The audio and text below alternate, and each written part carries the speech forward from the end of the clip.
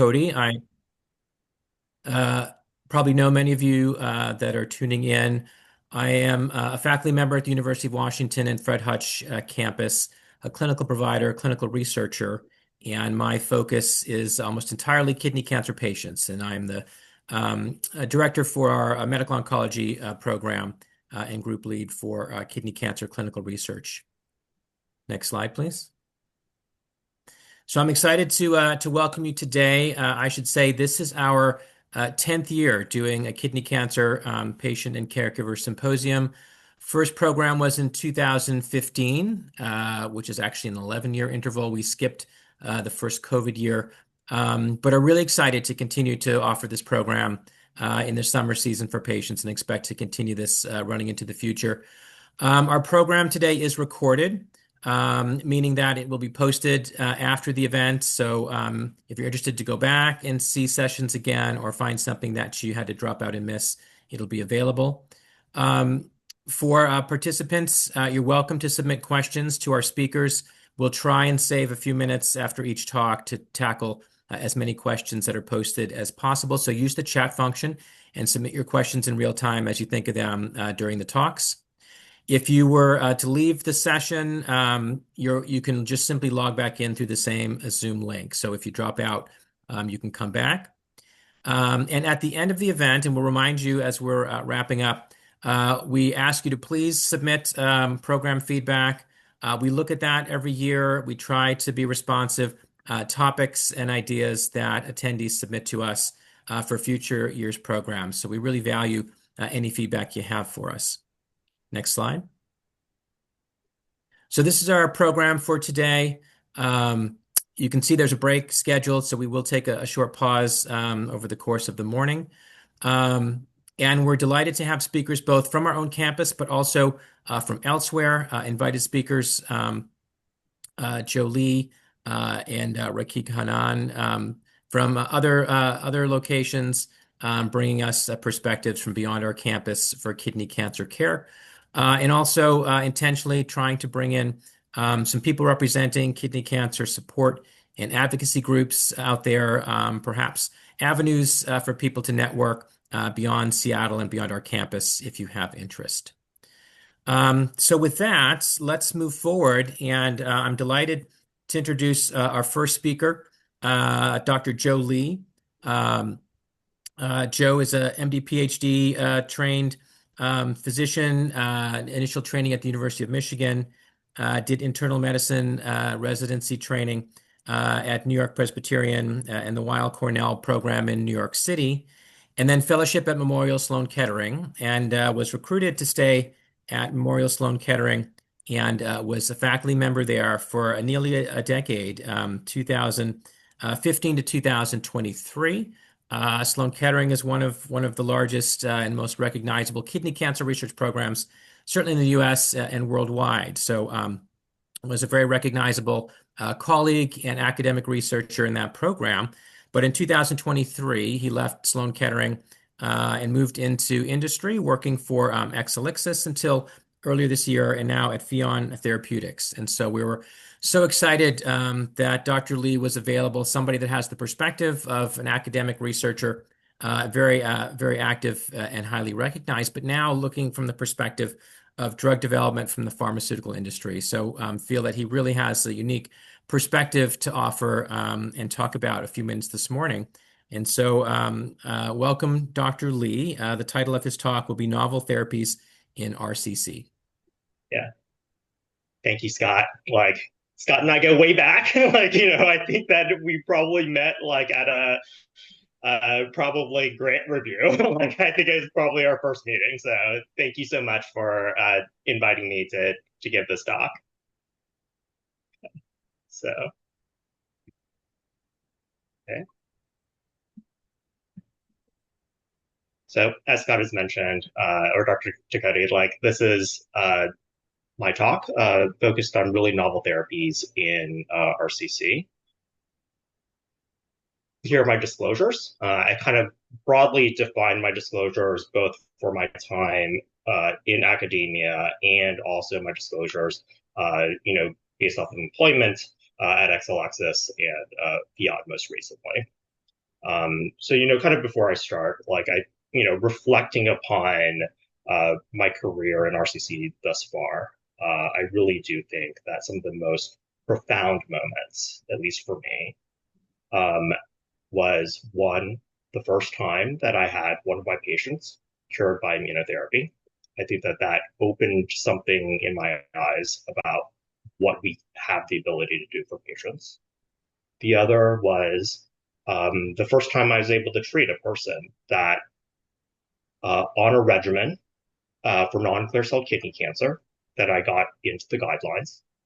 It was a patient that was essentially wheelchair bound when I met him, who came back the next day walking. However, that being said, you know, not every moment in my career has always been a high. Like, I think that there's still the pain of every single patient and family member in which I've had to give the talk to, in terms of letting them know that there's not more that I could do. And what I really hope that I can provide for you guys are the tools and the knowledge so that we can all work together to finally find a cure for kidney cancer and have that cure work for everyone. So really, probably not unaware to this audience, but kidney cancer is not an uncommon sort of malignancy. It's the sixth most common in men and the eighth most common within women. In terms of at the time of diagnosis, about a quarter of patients present with metastatic disease. And for people who had localized disease, at least as of 2025, the standard of care is still surgery. And people who are at high risk for a recurrence, we really do think about whether or not there's a role for adjuvant immunotherapy. And I'll go through some of that data a little bit later. But at the time of metastasis, this is really where the medical oncologists start to step in a little bit more. We've had decades of experience understanding that kidney cancer is resistant to standard cytotoxic chemotherapies. For radiation, we often have to use quite high doses of radiation for us to be able to elicit good clinical effects. And the mainstay of kidney cancer has really been the use of targeted agents that target, vascular endothelial growth factor or VEGF. So this are drugs that target blood vessels, also immunotherapies, and then there's a lot of excitement around new oral medications that fundamentally work on the biology with the HIP inhibitors. So taking the medical oncologist approach, how do we go ahead and think about what treatment we offer for our patients? A lot of that comes down to three main questions. It's what is it, where is it, and who has it? So the first question, what is it? That sometimes seems like a silly question in a way, like, well, it's kidney cancer, right? But kidney cancer really is a very diverse set of tumor types and histologies. The most common of which is clear cell kidney cancer, making up about 75% of the kidney cancers that are diagnosed. And then more rare histologies, papillary, unclassified, oncocytomas and chromophobe, and other molecularly defined tumor types are all there, have been kind of grouped together in what we call non-clear cell kidney cancer, which is essentially, as it sounds, it's not clear cell. Right now, we certainly see this convergence of systemic therapies that work for both to different degrees.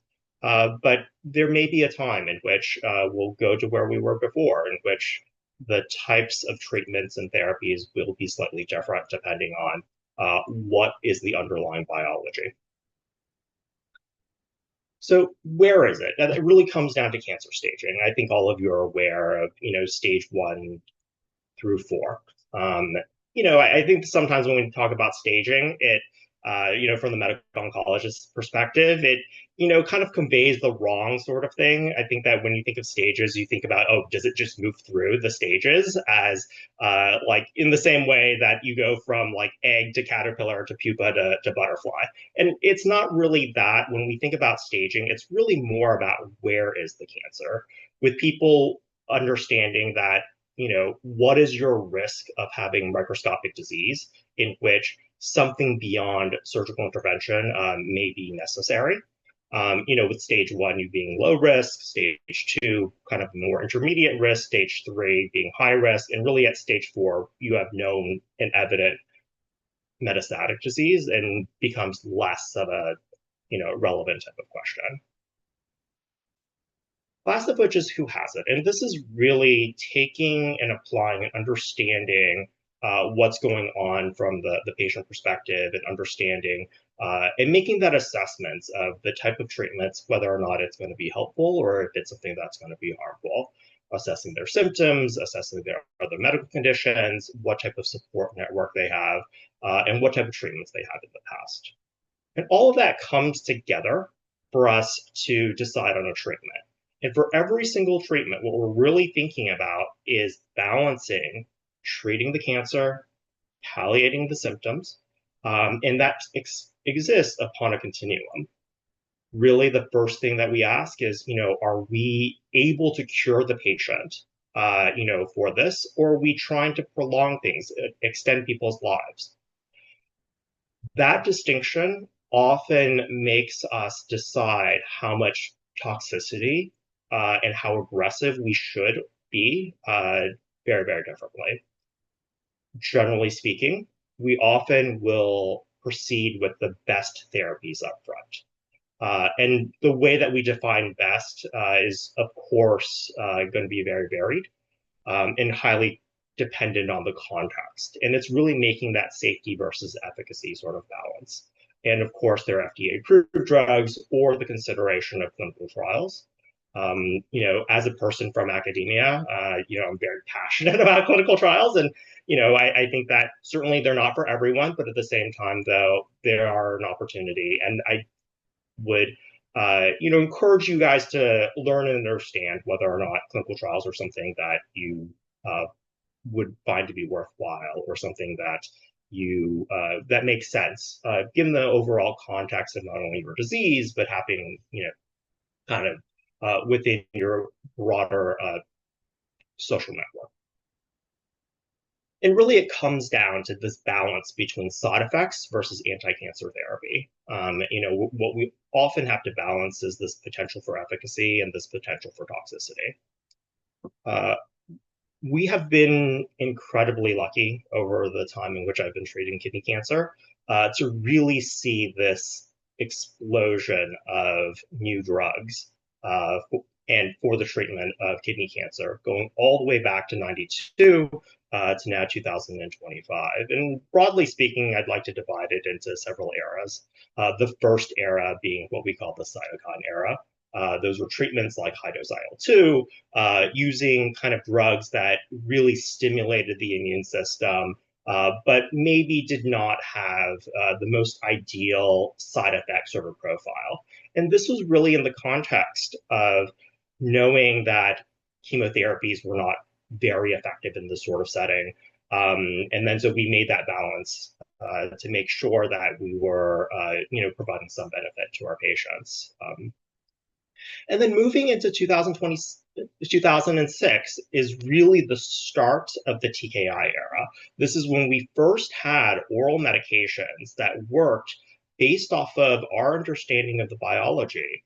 And this were the first drugs in which really started to move the needle for a broader number of patients in terms of their outcomes.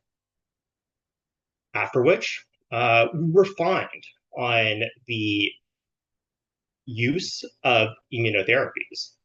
So we already knew that cytokines, things that stimulated the immune system, were helpful, but didn't necessarily have that toxicity profile that was ideal. And we had better and more targeted immunotherapies that worked on more specific ways that the immune system is activated. And then we saw this flourishing of, immunotherapy combinations, and then moving on to combinations between tyrosine kinase inhibitors and immunotherapy agents, all of which have overall improved patient survival. And now finally, we are starting to move into the HIF era. So in some ways, this is a refinement of the tyrosine kinase inhibitors that we see, in which we're targeting a little bit closer to what we know is genomically wrong with kidney cancer. So how do we go about improving the standard of care? It really has been, novel therapeutics, moving things to earlier lines, and then considering using things in combination. And in terms of novel therapeutics, often it is biology driving discovery. And getting a deeper understanding of the biology, finding new mechanisms and things that we are capable of targeting. For the longest period of time, the way that we've thought about kidney cancer, so we've always known that a gene called von Hippel-Lindau is critical for kidney cancer.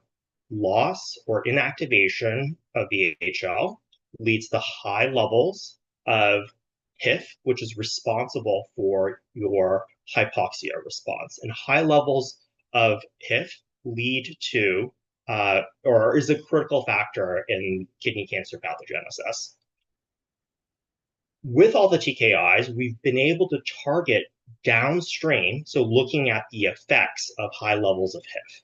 However, only recently have we finally been able to target directly HIF, inactivate some of the downstream the immediate interaction to prevent the activation of downstream pathways through HIF.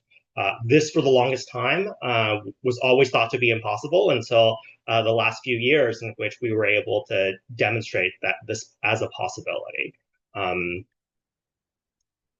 And this was first shown in a clinical trial for people with VHL-associated kidney cancer. So these are people who genetically have loss of VHL. And so every single patient has gotten this from a hereditary sort of standpoint. And in these initial studies, you could see that treatment with a drug like belzutifan, inactivating HIF downstream of it, led to shrinkage in almost all patients. And that also translated to tumor size reduction and the ability to stay on treatment for extended periods of time. So this is in a genetic context of everyone having loss. And as I had mentioned earlier, this is a mutation that is commonly found within kidney cancer and is critical for its development. And so more recently, there was a clinical trial kind of studying to see whether or not this type of approach could also be effective for people who had the more regular, non-hereditary kidney cancer.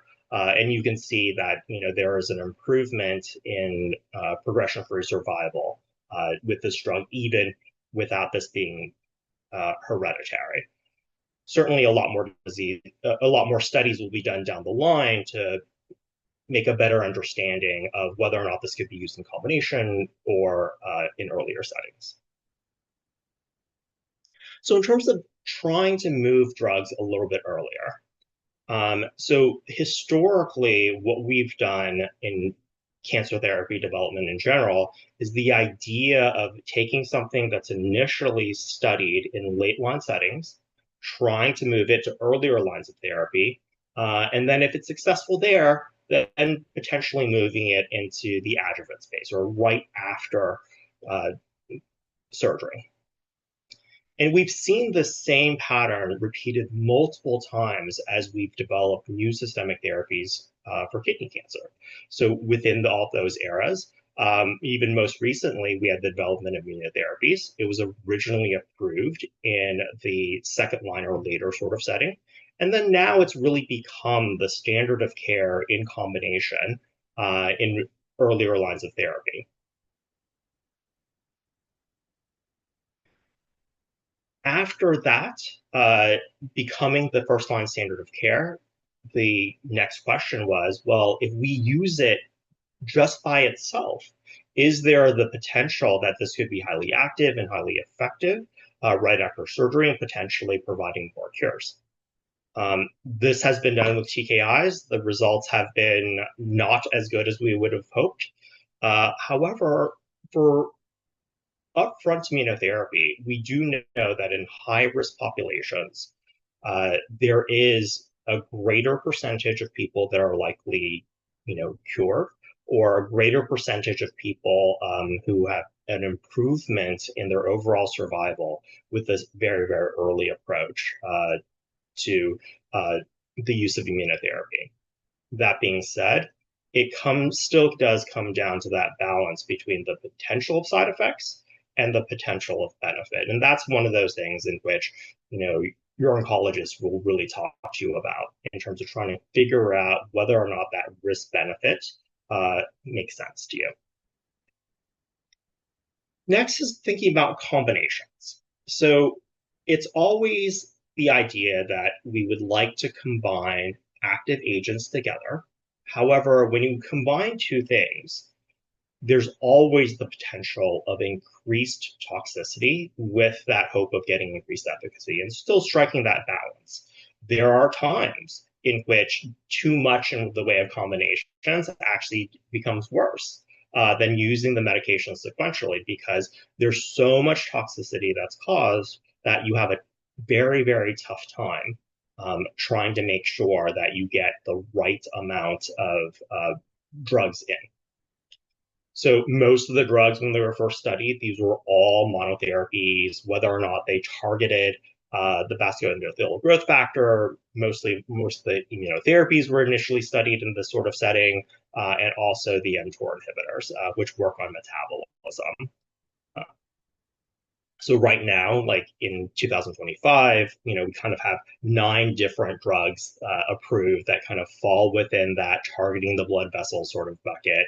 3 agents like falling within the immunotherapy sort of bucket, and 2 agents that fall with mTOR targeting metabolism. And then we started thinking about different sort of permutations. So this is an example of where some things just don't combine well. We had our first generation VEGF targeted therapy, so a drug that targets the blood vessels, and then a medication that targeted mTOR or metabolism. When we try to combine them together, the toxicity was such that it really was not easily combinable, and people actually did worse.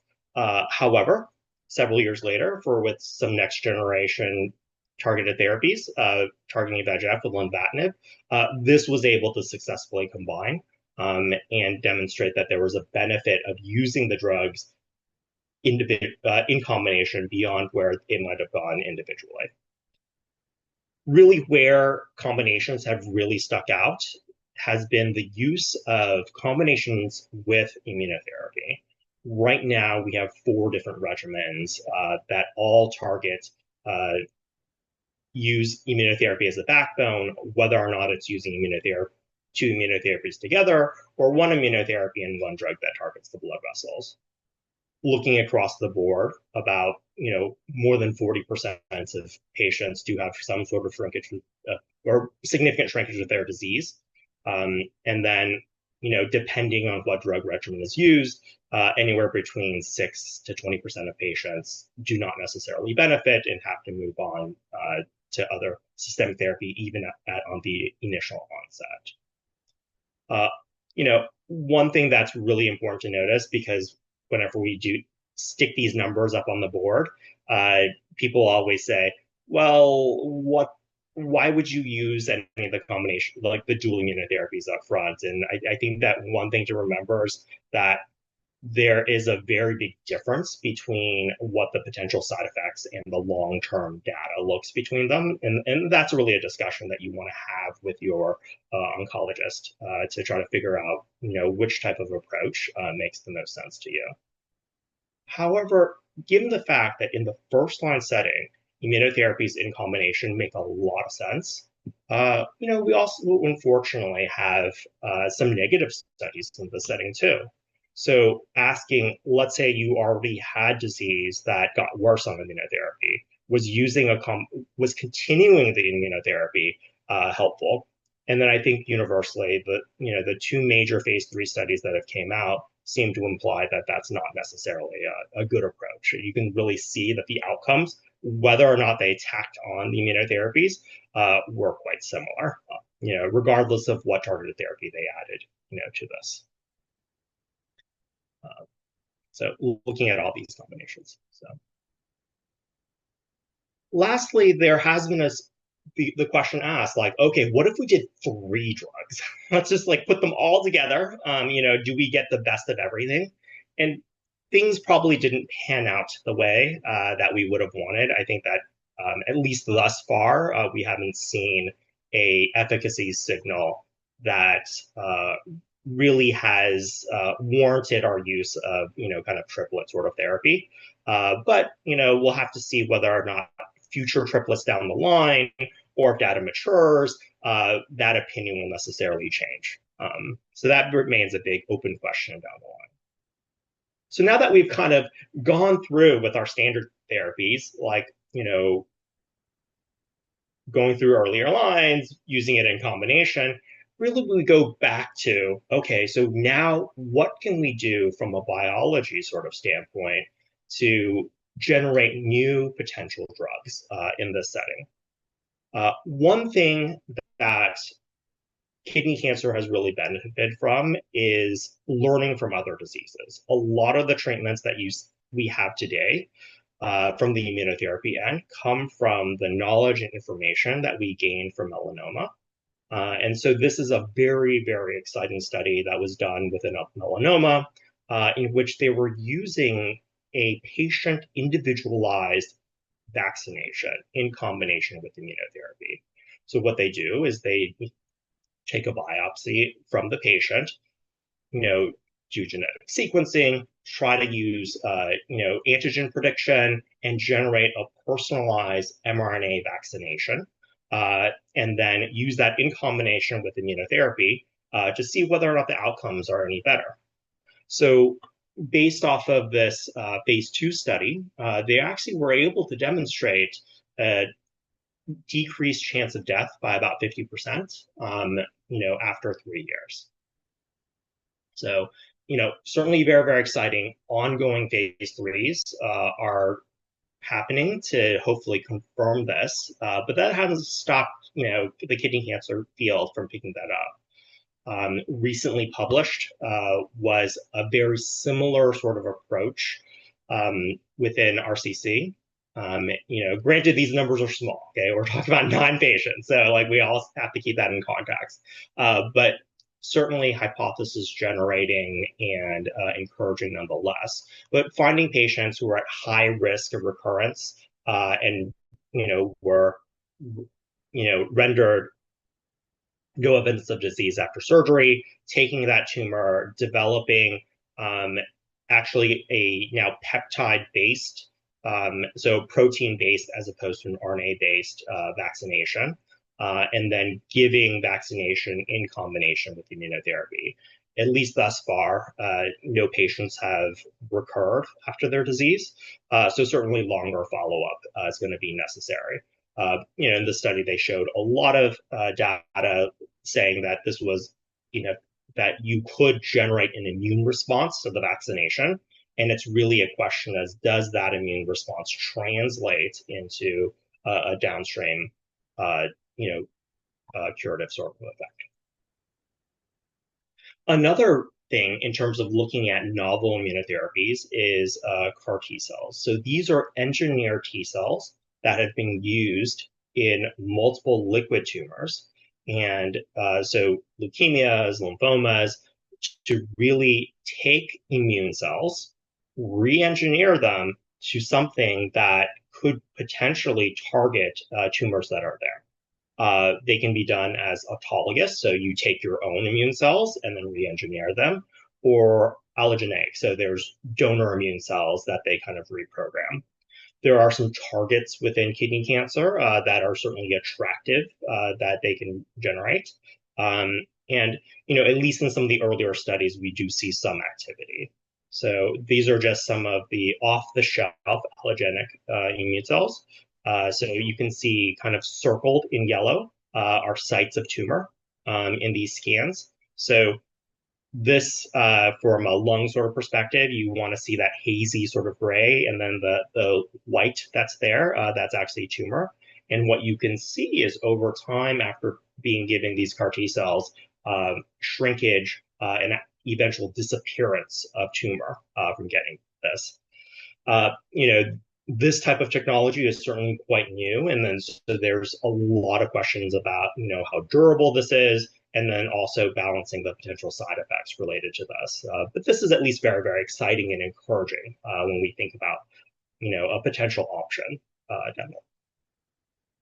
Here's just another patient who similarly had kind of circled in red a tumor lesion that was there as we followed them over time, and as far as 18 months with disappearance and no recurrence of that tumor. So thinking beyond just new therapies, how do we implement other technologies to improve patient care? One is, of course, development and validation of different biomarkers to predict patient outcomes. And, in the news always is, artificial intelligence. So what can we do to apply AI to kidney cancer, either treatment or diagnosis? So from a biomarker sort of standpoint, there's been a lot of biomarker work that has been done to help classify the type of kidney cancer tumors that we have, or the different expression profiles. This has been done based off of what we call retrospective analysis across multiple clinical trials. This is something that you can kind of group people's kidney cancers in various categories. That being said, you can group them, but it's a big question of, does that actually change what you do clinically, or is it just an exercise of grouping things? So this clinical trial, the OPTIC study, is really looking to see if we take some of these groupings, whether or not it makes sense to stratify patients to different types of treatments up front, so that we can start to personalize, therapies for people's individual cancers. And this is one of those things that really needs experimental validation to make sure that this decision making actually does make sense. That we can take the underlying biologies and pair patients with the most optimal types of treatments.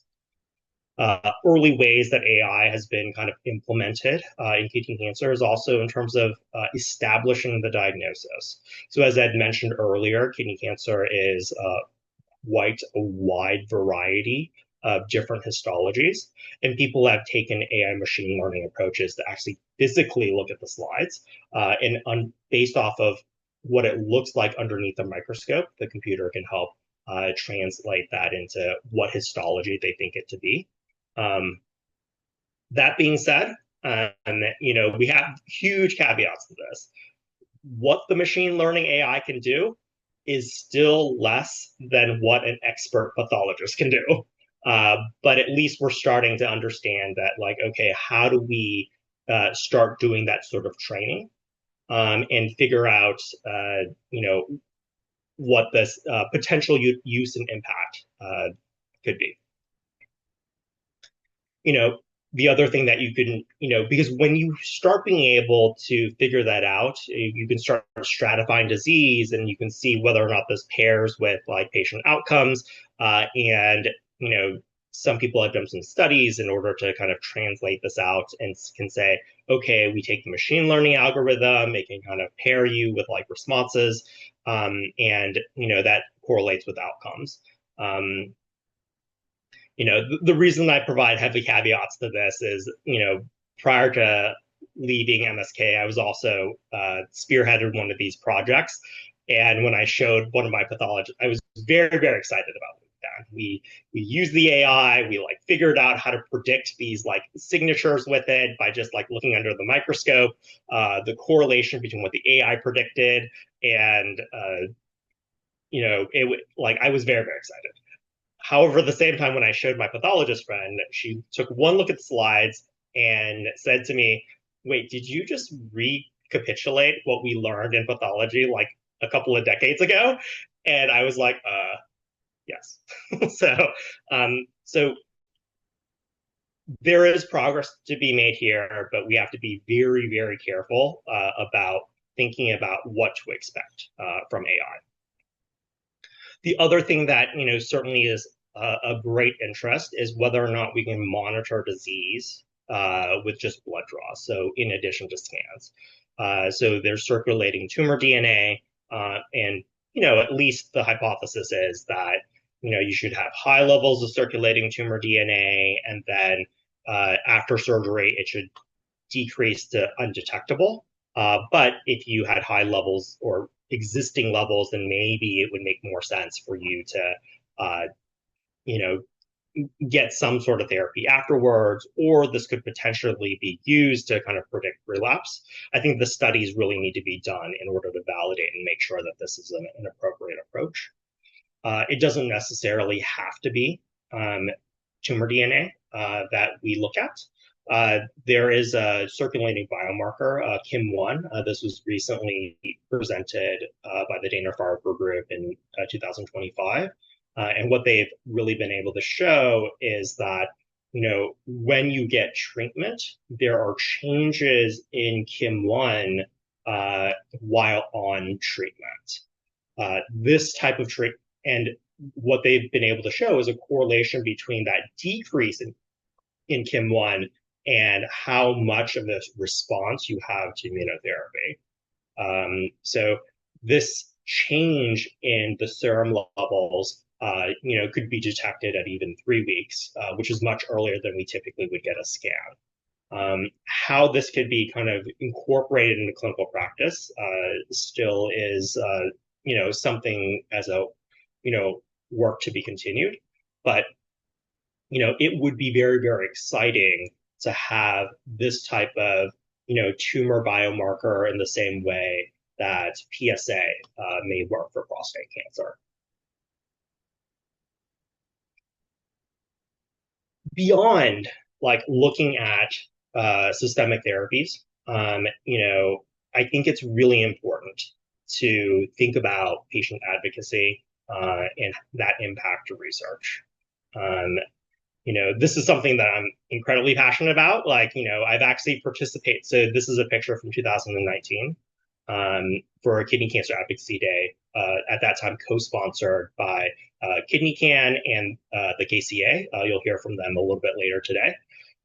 And this is a picture of me, like one of my junior faculty members at the time, and then my clinic nurse. And really what we did was we went to Congress. As a citizen, you have the ability to speak with your congressional and senatorial representatives and make your case for why you think, whatever you believe.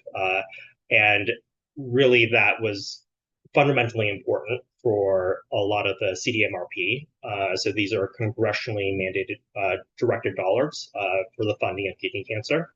So over the course of 2017 to 2024, Congress had allocated $285 million for kidney cancer research. Very unfortunately, for 2025, we didn't meet the bar. So now we're at $0 for this year. And I think it really is patients, advocates that hopefully can bring this back forward. I think that advocacy education is incredibly important, only because it's not only advocating for yourself, but all of the patients down the line, and how we can all work together as a community to tackle this disease. Certainly, getting here was a very, very long sort of journey. I think that first and foremost, I would thank all of my patients that inspire me to try to do better. And as a constant development, certainly I have to thank, all of my colleagues at MSK, people who've been able to provide me funding in the past, from MSTP, from the Department of Defense for CDMRP, from the KCA, Cancer Research Institute, everyone working together to hopefully eradicate this disease. Thank you. Joe, thank you so much. What a wonderful overview. Silent applause from the crowd. There were a couple questions for you while you were Mhm. talking. So one person asked, what do you consider to be the overall survival expectations for patients? Imagining, I think, in Yeah. the metastatic setting, what would you tell your Yeah. patients that they could expect Yeah. in terms of I survival? mean, I think that from a metastatic sort of setting, um, the bar has changed a lot. And when we first started back in, pre 2006, we barely had patients make it beyond, 6 to 9 months. Uh, Later on, when we had the tyrosine kinase inhibitors kind of invented and taken into clinical practice, that was the more making it to 6 to 9 months was the more typical period of time in which people would make it through their first line therapy. Um, that being said, uh, a long term response was probably in the 18-month type of range. Now, for first line therapy, we really are looking at, more towards 18 months with some of the combination chemotherapies as the typical amount of time. We are still, unfortunately, more around, for overall survival, looking at, around 3 years. And I think a lot of that does come from the fact that we really do need different therapies in addition to just another tyrosine kinase inhibitor. Thinking about different pathways that can be involved, and I think that that's probably where we'll be moving the needle down the line. Great. Another question from one of our attendees. Um, the use of the term novel, when you say novel drugs, is that just simply meaning Yeah, these are new agents, or does that have sort of a more selective yeah. meaning in the drug development world? Yeah.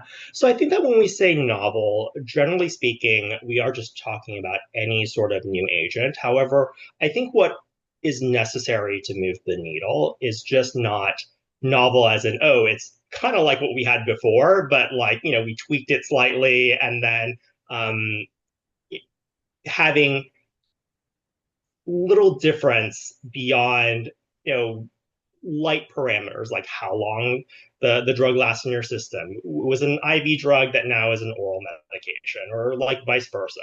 Did it go from an IV infusion to a subcutaneous infusion? I mean, I wouldn't call those necessarily novel types of things. I think that for novel moving in improving clinical outcomes, I think a lot of it really is thinking about how to target different pathways and really understanding biology and how we can harness some of those, biologic chinks in the armor that kidney cancer may have. Great, thank you. Let me ask you one question of my own. As somebody that spent, a long time treating patients, you apply what you have, the tools in the tool bag, which we tell patients are imperfect. Yeah, Now, being more in the camp yeah, discovery, yeah, what could be leveraged that's going to be different than what we have? yeah, Um, do you see things that are currently available in clinical trials that you think, can significantly move the bar? Or do you think we're in a yeah, period where we really need new targets and new insight into the biology of the disease to find yeah, something new that what we have, yeah. in early clinical studies is not looking also promising? Yeah. You know, I would say that, and this was actually part of the reason that I left academia, is that I kind of decided at that point that where I would like to make my own impact is not necessarily doing another combination, of existing drugs, but having a seat at the table in order for us to move that needle forward. I think that there is a degree in which we have to have a different or a better understanding of the biology. Um, And I think that there are hints that those things are out there. I One example of which, and is I remember when when Tony presented the adjuvant Pembro data and showing that survival benefit, and I would have been the first to say at that time, in which, like, having not seen the data, that I would not have necessarily believed that sort of information, that it would have been positive in the way that it was positive. I think that there is something fundamentally that changes about the biology for immunotherapy, depending on that context of where it works. And I think that that was a very big clue in terms of ways that we can kind of tackle that problem. Similarly, one thing that I also have really started thinking about a little bit has been some of the correlative work and understanding how does the treatments that we get predict or potentially change the responses. I mean, right now, most of us are, kind of stratifying clinically. And to make that decision about systemic therapy, I think that there's probably still work to be done to try to figure out what are those effects that the treatments are actually causing. Last of which is from a novel target sort of standpoint, I think that this is going to require a lot more on the discovery and understanding biology sort of end, and whether or not we're going to have to kind of redefine different subtypes a little bit more. Great. Well, Joe, one last question, and then we'll bring it to a close. Great question. Suspiciously absent from your talk. Any comment about antibody drug conjugates for kidney cancer? Where's that field for this disease, and are they relevant for renal cell? So certainly we hope so.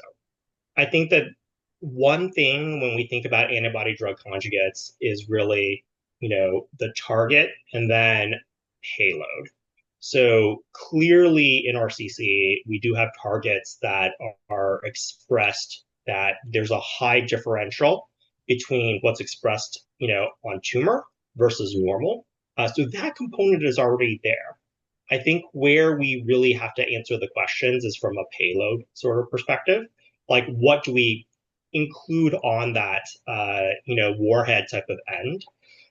Whether or not that is going to be, oh, the reason that chemotherapies didn't work is we just didn't use a potent enough chemotherapy, or does it actually have to be a more novel sort of payload? Is it stimulating the immune system in a different way? Is it bringing in some sort of different type of payload that changes the biology? And I think that that certainly is something that really warrants a lot more investigation of what's the right thing to bring into the kidney cancer for its effect.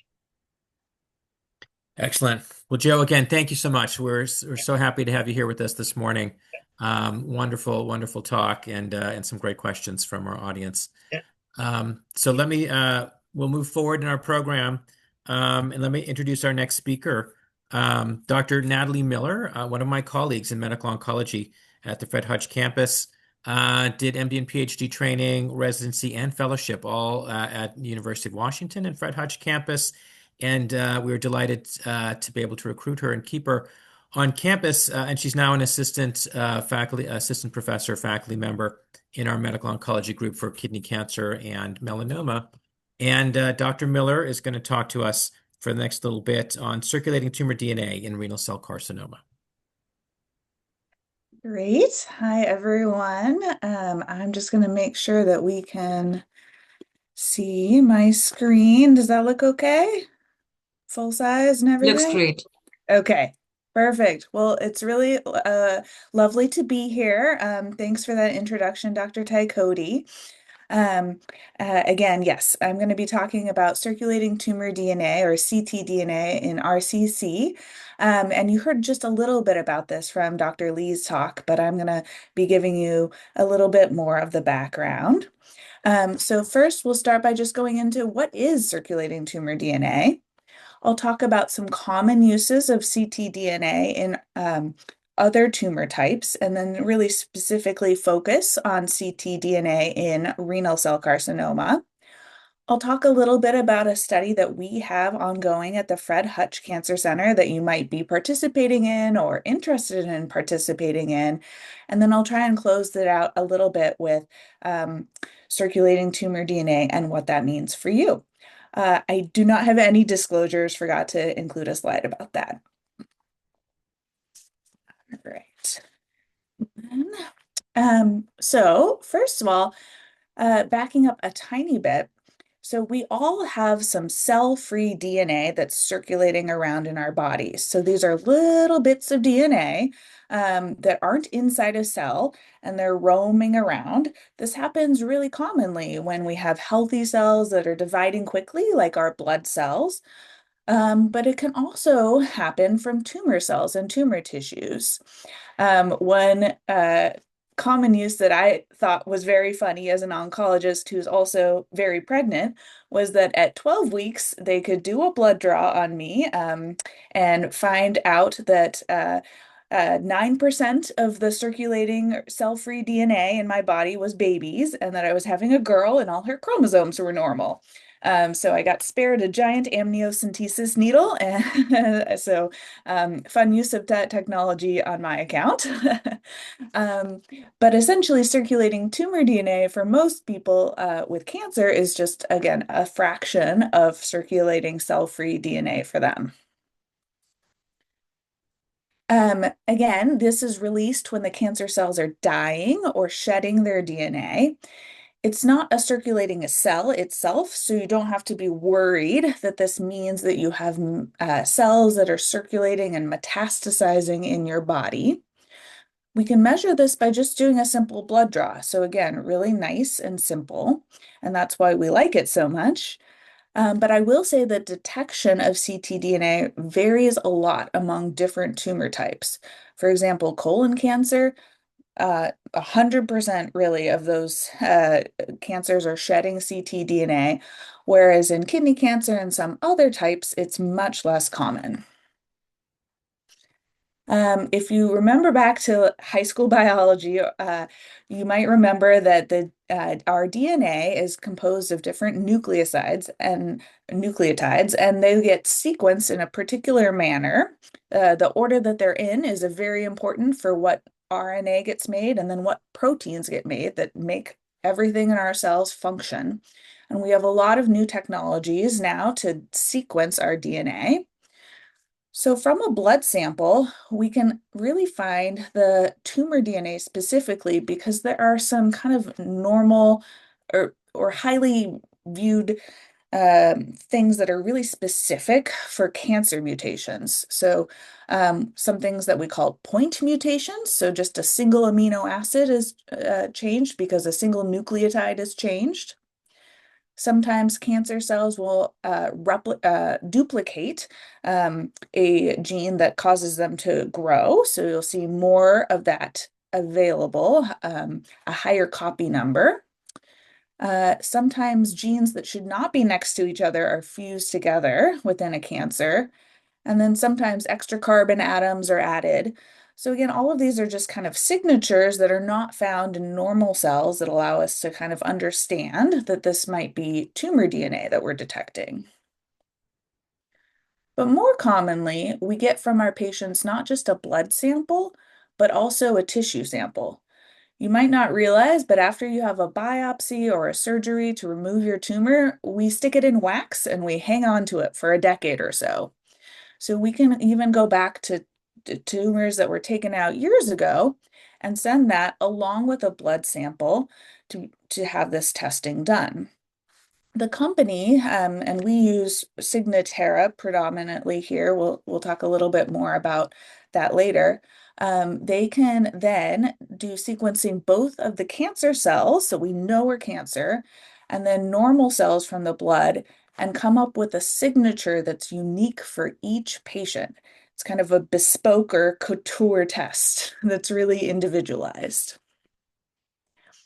And then once we do that testing, a number will come out associated with that particular blood draw at that particular time.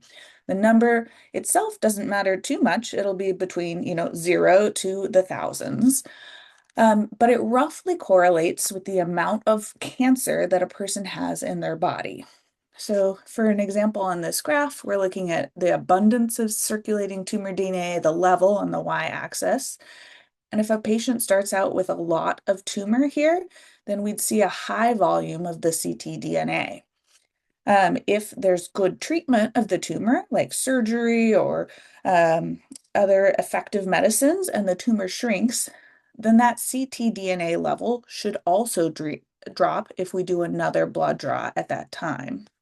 And then if, unfortunately, the tumor starts to grow, then we can see that there's more ctDNA in circulation and that level goes up. It's really important that we just kind of track this change within a person. So your circulating tumor DNA level of 10 may mean that you have the exact same amount of cancer as the person in the next Zoom with a ctDNA level of 100.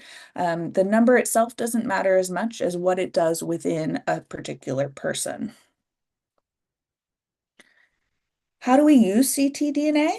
Well, there are a lot of common uses for this, and one could be an early diagnosis. This is a really sensitive test, and often we can detect a low level of cancer before a traditional CT or PET scan.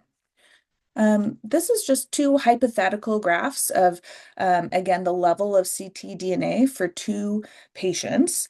One who had a higher burden of cancer at diagnosis and one a smaller burden of cancer. So in this first patient, we could never detect circulating tumor DNA at the beginning, whereas this person was positive. After surgery, the ctDNA level goes to undetectable, which is great and what we hope happens. And then if the cancer starts growing, again, eventually we'll start to see the ctDNA level popping up as positive. And again, that often happens before the tumor is big enough to be seen by a scan, which typically means that the tumor is at least a centimeter in size. Sometimes, less often, but we can use the ctDNA testing itself to determine which therapies patients should be on. For example, I treat a lot of melanoma. BRAF is a very common point mutation, so single amino acid mutation that can be seen in about half of our melanomas. And we have drugs that are effective for patients with that mutation, but not with the normal BRAF. And so, again, that's a case where, say, we couldn't get a good tissue biopsy, or the biopsy had been previously utilized and was no longer available, that sometimes we can get the information we might need from a blood test. The presence or absence of ctDNA can also be prognostic or tell us, again, what we might be able to predict for a patient going forward. This is a big study that included about 500 patients, a pretty heterogeneous group of tumors, though, breast, lung, some renal patients, and bladder cancers. And this was patients who had a single DNA test taken before they had surgery to remove their tumors. And then over time, up to 10 years, the researchers measured the rate of relapse among these different patient groups. So patients who had their ctDNA level was negative before surgery, most of them stayed without having a relapse of their disease. So, again, over 80% or so looks like over time stayed without the cancer coming back. Whereas if patients had had a positive ctDNA level, they had a much higher rate of relapse over time going forward. Yes. And then the other way that I most commonly use for using ctDNA is just when I start someone on therapy for metastatic disease, I want to understand how well the therapy is working. we typically use scans every 3 months or so, or sometimes every 6 months or so, depending on the patient and the disease, etc. But it's always nice to have a little bit more data if we can. So in this example, again, we're measuring the ctDNA level on the y-axis, and we have a couple hypothetical possibilities here. So one is a patient where we start treatment, but it doesn't work. They are resistant to this first treatment, and we can see that really easily if the circulating tumor DNA level is going up. So that would signal that we would need to really change our treatment strategy. The other thing that we can see is perhaps someone's doing really well for a while, and their ctDNA level is going down, becomes undetectable, but then starts to grow again. So again, it can kind of hint that we're having an early recurrence. And then sometimes, again, it can be really reassuring if this level goes down very low, but then gets to zero and stays at zero. And then again, indicates to us that we might be getting patients into a remission. So specifically shifting to renal cell carcinoma, again, when you have the tumor, the ctDNA is shed into the circulation, and we can measure that again with a simple blood test. And then we take out the tumor, very commonly in RCC, and then we sequence this tumor and come up with this tumor-informed signature. So again, it's the mutations that we find in the tumor that are compared to the blood.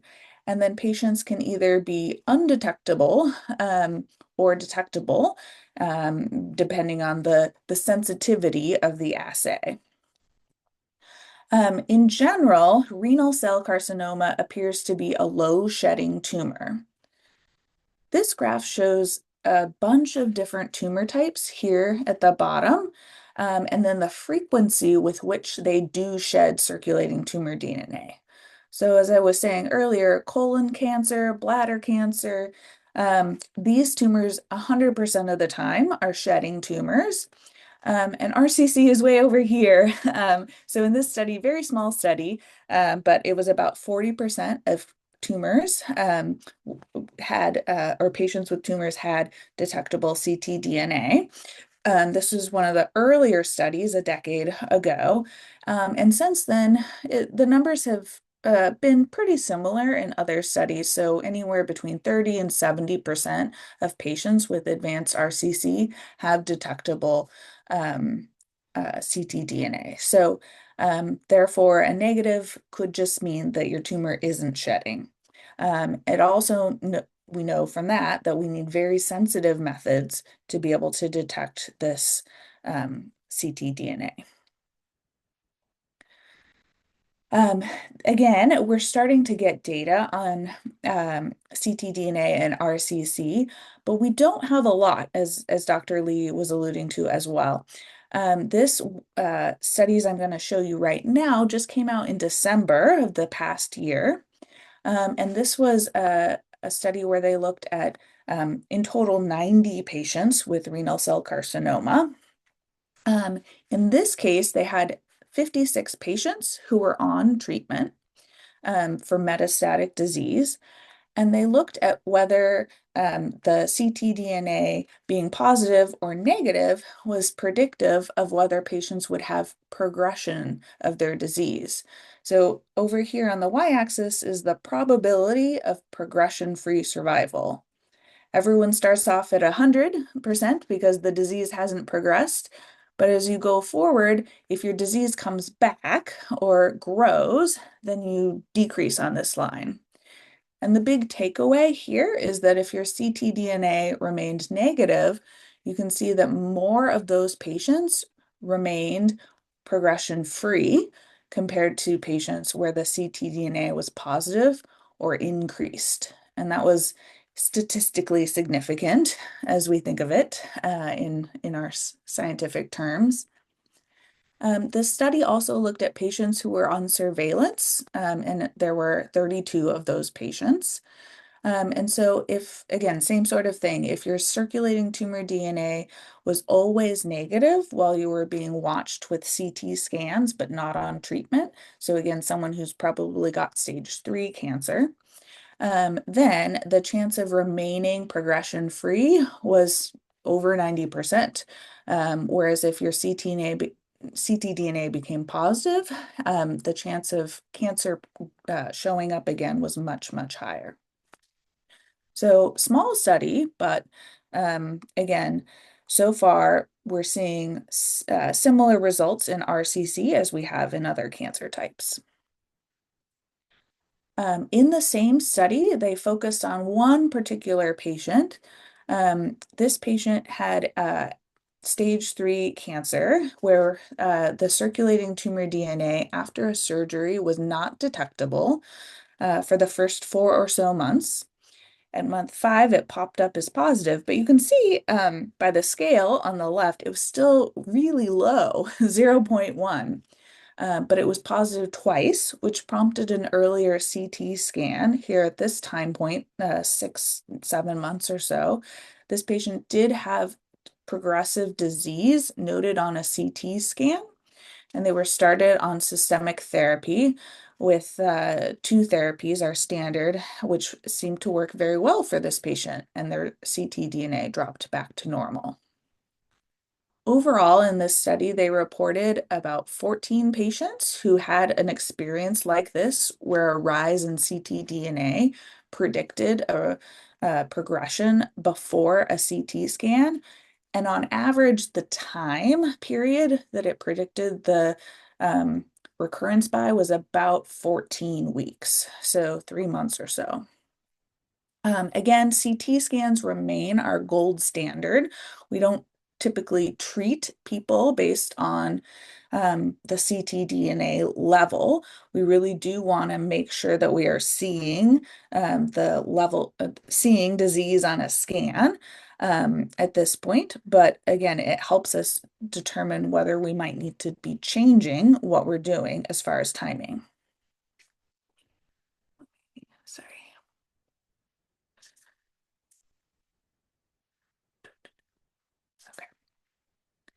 All right. And then going on now to the study that we have at the Fred Hutch Cancer Center. It's called PREDICT. That stands for Prospective Collection of ctDNA as a novel biomarker for patients with high-risk localized or advanced RCC receiving immune checkpoint inhibitor therapy. So you see why we came up with an acronym.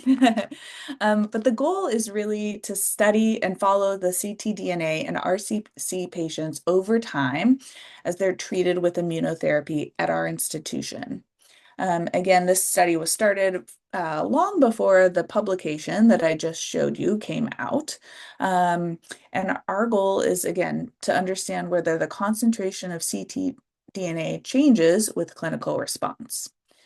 Just like the published study, we are using the Signatera test from Natera, one of the kind of leaders in this field. We've enrolled a lot of patients, but it's been so successful that Dr. Tykodi opened an addendum, and we've been able to expand the number of patients that we can enroll. This is for patients both treated in the adjuvant setting, which is kind of our insurance policy immunotherapy setting for stage 3 patients, as well as the metastatic setting. ctDNA is collected at the same time as you're coming in for standard clinical visits. And then again, we get that information and we use it alongside standard of care imaging, clinical lab exam, labs, etc. To be eligible for this study, you have to be over 18 and have confirmed RCC. You don't have to have clear cell, but you do have to be receiving immune therapy for your stage 3 or 4 RCC. And then again, based on how the testing works, you have to have an existing tumor sample that's sufficient for testing or be willing to get a fresh biopsy. And then at the beginning, there's a cadence of, every kind of 6 to 12 weeks. It kind of varies depending on which exact immune therapy you're on, as how often we're getting the blood tests. So for the first 6 months, it's a little bit more intense that we're monitoring as we start therapy, and then things go down to checking the blood ctDNA every 3 to 4 months. For patients, that's typically 2 full standard tubes or 20 mils of blood that happens with each draw. This is a special test. So, if you live in Skagit County, you're not going to be able to just go to your local lab and get this done. But we do, Signatera does have this mobile phlebotomy, so they can actually go to patient's house or wherever it's convenient and get that done. The test, it takes about 3 to 4 weeks for the first run because they have to do all of the fancy comparing the tumor sequencing to the blood sequencing. And then even in the future, the testing still takes a little over a week to come back, not super fast. So far, this is kind of what they say on their website, is that, they accept all insurance plans. Majority of our patients will have 0 out-of-pocket costs. Of course, if you're in the study, that's not an issue, but if you're getting this done outside of a study, that has been our experience, that patients are not getting billed. And then Medicare covers this for any patient who is on immune therapy, regardless of the tumor type. So just kind of wrapping up with a couple hypothetical situations where we might see how this is working. One would be if we had a stage 3 RCC patient who was receiving adjuvant therapy with pembrolizumab to try and make sure that the cancer did not come back sooner. Again, after the patient had their kidney tumor taken out, we would expect that the ctDNA level would be below the level of detection because we expect that they don't have any disease. But we'd measure at the start of immune therapy. And maybe after a couple of negative tests, unfortunately, we get a low positive. Maybe we weren't planning on doing a CT scan for a couple more months, but we change our mind. We do a CT scan earlier. If there's something that looks suspicious, we might need to do a biopsy to confirm whether they have stage 4 disease that's progressed now, and then maybe they need a change in treatment based on that. Another example could be a stage 4 patient who's starting an immunotherapy combination with Yervoy and Opdivo. So again, they start immune therapy and we're seeing that the circulating tumor DNA is dropping like we would hope when the disease is getting controlled by our medicines. And then the first CT scan shows about 10% growth. Well, there's this interesting thing, this phenomenon that we see in patients treated with immune therapy called pseudoprogression, where all of this infiltration of immune cells into the tumors can actually cause them to swell a little bit. And so sometimes it is really confusing. Is this truly tumor growth, or is it a sign that the immune system is really reacting and killing the tumor? And so I think, again, in this case, the circulating tumor DNA could add information on top of our scan and allow us to feel a little bit more comfortable that if we're seeing a decrease in ctDNA, that what we could really be seeing is pseudoprogression and that we're truly on the right track. The next example is someone who's been on therapy for 2 years. 2 years is the amount of time that people were on these treatments in our clinical trials. So say this is the pattern for the patient where they've been negative for a very long time. After 2 years of therapy, we see maybe there's still a small spot on a CT scan. But again, we have a very long track record of that ctDNA being negative. It's very common that even with a complete response, to the disease, that the cancer might not completely go away on the scan. There could be some scar tissue or leftover kind of fibrosis in that area. Again, so a negative ctDNA might help us feel comfortable about the decision to stop therapy at that time.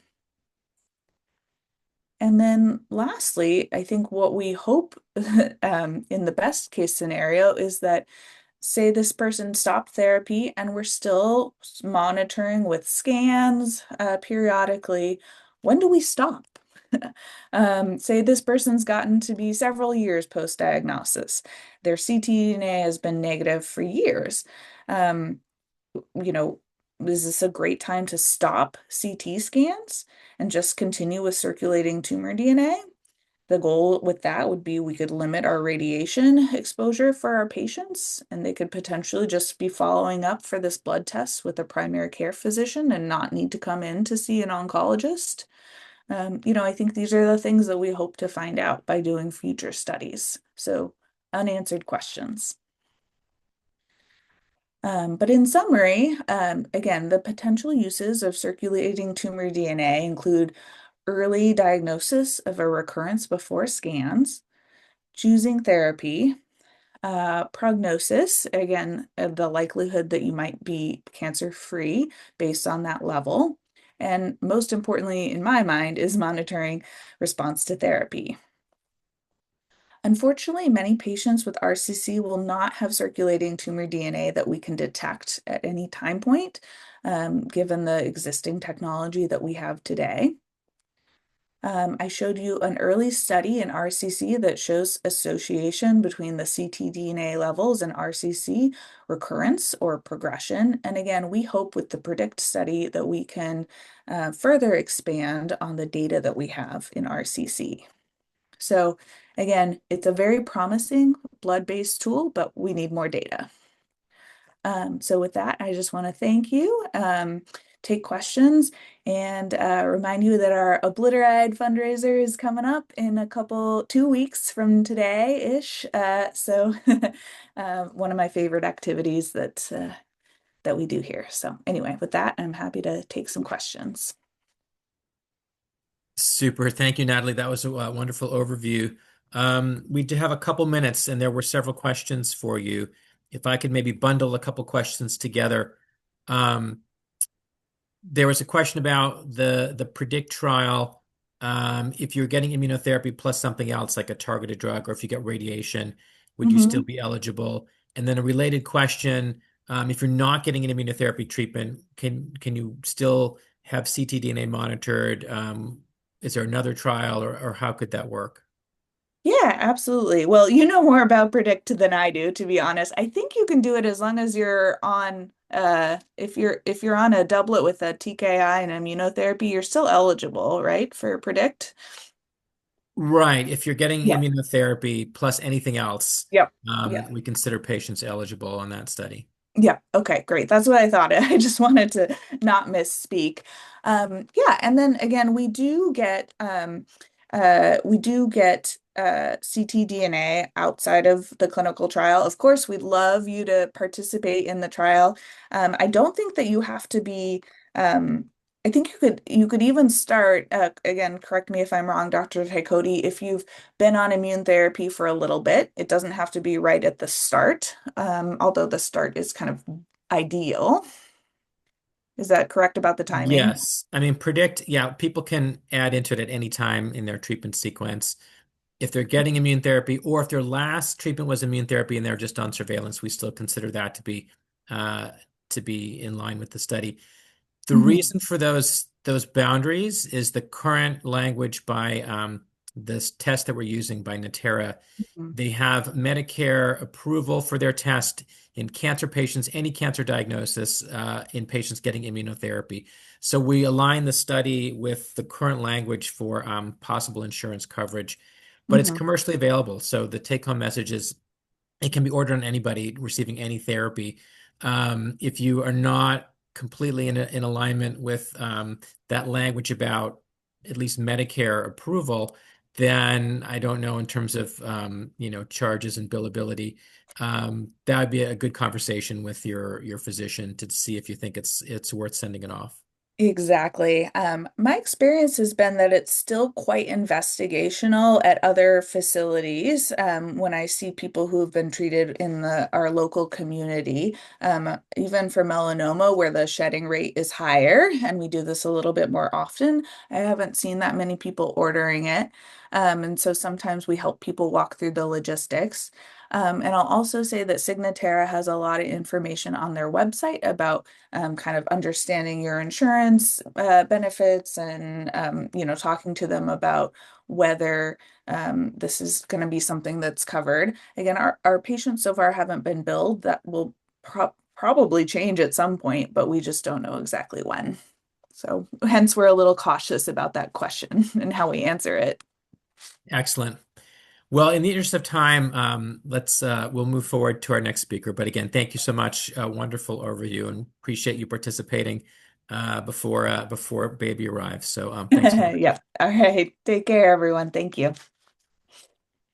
Excellent. Well, we'll move forward to our next speaker, and I'm delighted to have Dr. Kim Muczynski, a colleague here at the University of Washington, associate professor in the Division of Nephrology. And if people have been on prior seminars, you may recognize Dr. Muczynski. She's spoken here, I think, at least twice or three times before. And it's always one of the most popular topics. I always get wonderful feedback. It's something that's really of interest to our patients. And so we were delighted to ask her to come back again this year and touch again on the topic of what does it mean to be post-nephrectomy. So Dr. Muczynski, her title for you is How Much Kidney Function Do You Really Need? Preserving What's Left After Nephrectomy.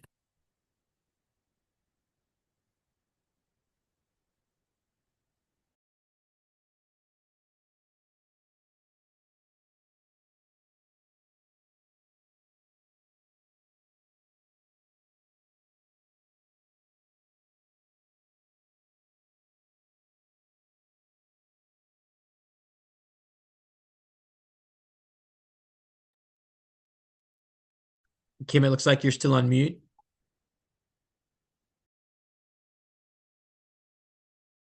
There we go. That's better. Okay, so I'm a nephrologist, and that means that I deal with how kidneys work. I don't take kidneys out. I don't give you drugs for your cancer, but my whole focus as a nephrologist is really to try to preserve what's left. And let's see, I'm not quite getting my things to work and advancing. So let me try again, and I'll start over with the slide and see if that works. There we go. So my job is keeping the leftovers healthy. And the outline I have today is similar to what I've gone over in the past. I want to talk about what kidneys do so you understand the importance of what is my actual favorite organ. We'll talk about how kidney function is measured because when you're looking at your labs, you really need to sort of understand where those numbers come from because sometimes they really don't apply to your case if you've had a nephrectomy. We'll talk about how much kidney function is needed to avoid what we call renal replacement. And renal replacement means that you don't have enough kidney function and so you end up on dialysis or you need a transplant.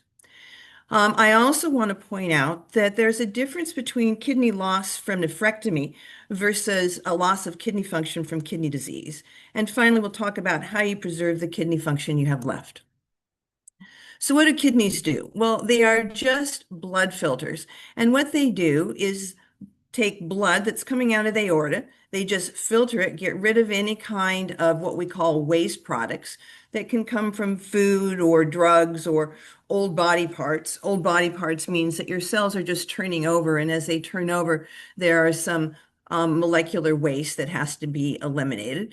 So the kidney just filters that out. The clean blood goes to the vena cava, and then all the urine is collected through things like a ureter and then your bladder. The key function here is the kidney, and you can actually do without some of these collection devices and do very well. There's a word that you will often see used. It's called renal. We're supposed to use kidney these days, but renal just means kidney. So that the arteries going to the kidney, they're referred to as renal arteries, and the vessels going away from the kidney, renal veins. So just so you're not confused as I go between the two words, kidney and renal. So kidneys are blood filters, and they remove this waste, but they're also equipped with some very special molecular sensors and regulators. And what the kidney senses and regulates is how much fluid's in your body. You drink a lot of fluid, you need to pee out a lot of fluid. The kidney regulates this. There are many salts in the body, and when I say salts, I mean things that are positively charged.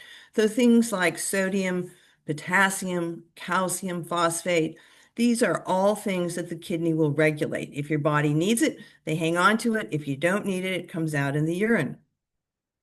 The kidney is also an organ that regulates blood pressure.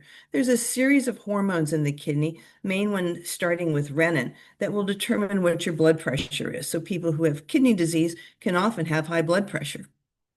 The kidney also has this role of making red blood cells. There's a hormone made in the kidney. It's called erythropoietin. Erythropoietin goes to the bone marrow and says, make red blood cells. It's turned on because the kidney's getting all this blood flow, and it wants to make sure it has enough. Doesn't have enough blood flow, erythropoietin is going to try to increase the red cells to give more blood flow to the kidney. And then the kidney also regulates the bone building blocks. So things like calcium, phosphate, vitamin D, something called parathyroid hormone. This is all regulated by the kidney. If your kidneys aren't working well, you can get weak bones and be prone to fractures, or you can have poor quality bones.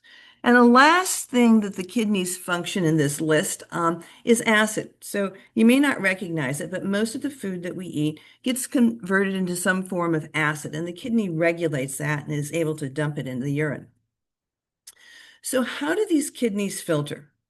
Well, there are special filtering units in the kidneys called nephrons. I'm a nephrologist, so the nephron is sort of my organ within this kidney. And what the nephron is, we'll show you here in this cutaway diagram of a kidney. Here's this renal artery. See, I use that word renal. And it takes blood to this filter unit, and the filter is called a glomerulus. And in this glomerulus is where there's waste products that will be filtered out. And the blood, after it's filtered, then goes back out through this renal vein. Now, this glomerulus is where urine is made, and the urine collects through these tubules. And the tubules are actually the smart part of the kidney. They sense and regulate all those things that your body should hang on to or get rid of. And together, the glomerulus with its set of tubules is called a nephron. So what you have are filter units that have a collection system. And then when the urine is made, it just gets dumped out through the ureter or saved in the bladder. And we have about 500,000 nephrons per each kidney. They decrease with age. And to show the importance of the nephrons in the kidney, about 20% of the blood coming out of the heart, every time the heart beats, 20% of it gets filtered. So the body is always set up to try to keep your fluids and your electrolytes and salts and all of those things balanced. And the nephrons decrease with age. At my age, I have many fewer than I did earlier on. And if you lose a kidney, say a nephrectomy, you lose half your nephrons because they've just taken away a kidney. Now, if we look further at this filter on a more microscopic level, here's a glomerulus. And what happens, unfiltered blood goes into it. And in this unfiltered blood, you'll have waste products, these smaller dots, and you will have cells, these red things, and proteins. And as the blood goes through this glomerulus, the little waste molecules go out here and into the urine. And so it's just the small molecules that get filtered. And then the filtered blood goes out of the glomerulus. And so large molecules and the blood cells do not go through this filter, and they just return to the circulation. Now, if we look at even a higher level of resolution on how this filter works, here's one of these blood vessels that has little toxins in it here and proteins I've designated in green and red cells. And if I cut this open, This is what you see inside. There's all these tiny holes so that only the small molecules can get through this filter part of the kidney. Proteins and blood cells are too large and they don't pass through the filter. And the rate at which these small molecules pass through the glomerulus is called the glomerular filtration rate, GFR. And that's how we measure kidney function. It's very difficult to measure, and so we end up estimating it. But this is what we're talking about when you ask yourself, what is my kidney function? You're talking about your glomerular filtration rate. Similarly, from this photo, you can see that if red blood cells or these proteins start getting into the urine, that means there's a problem with your filter. You have some sort of glomerular kidney injury. So kidney function is measured by glomerular filtration rate, or GFR. And it's a weird concept, but it's the amount of blood that's completely cleared of a substance due to filtration through this glomerulus. And they do it over time. And you can't just put probes in the kidneys and measure this. So what we do is we estimate it. And GFR is estimated primarily by creatinine. Creatinine is a breakdown product of muscles. It goes to the kidney and we should pee out all the creatinine. You may not have thought about it, but muscles are continually being formed and then they'll kind of degrade and you get new muscles formed. And as that muscle turns over, you get creatinine, which then gets filtered out. So you can measure a blood creatinine level, and then you estimate your GFR by a formula. We don't need to go into all the formulas here today, but that's how it's done. Or you can measure a 24-hour urine and look at the creatinine in it, and you can get an estimated GFR as a creatinine clearance. And if this kidney quits working, what happens, you can't get rid of this creatinine, so it goes up in the blood, goes down in the urine. But creatinine is just a marker for the many waste products that the kidney can filter out of the body. And another marker that we're using more frequently these days is called cystatin C. And cystatin C is something that doesn't depend on muscle weight.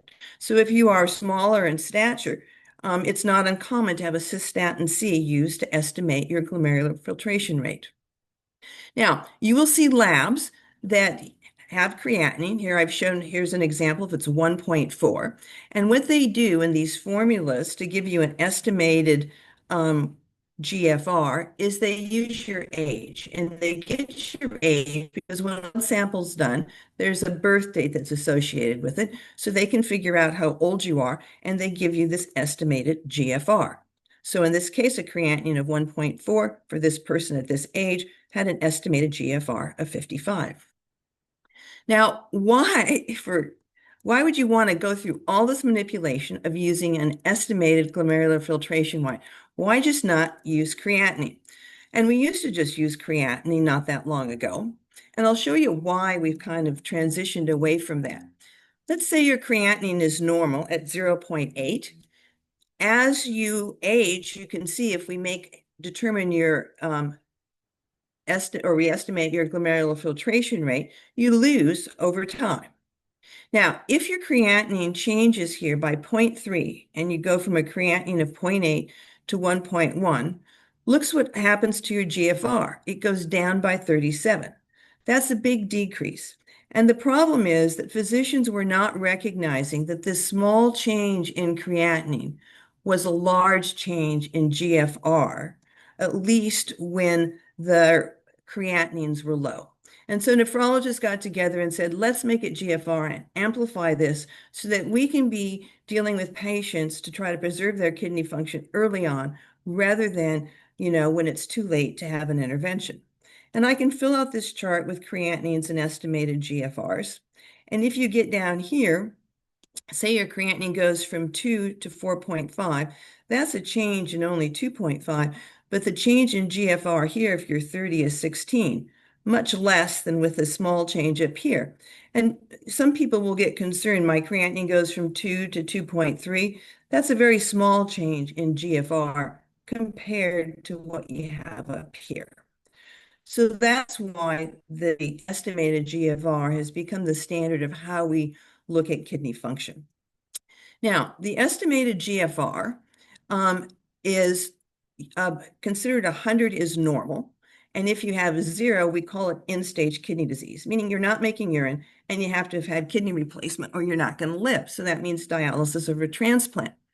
But they have also, probably incorrectly, used eGFR to stage kidney disease from any cause.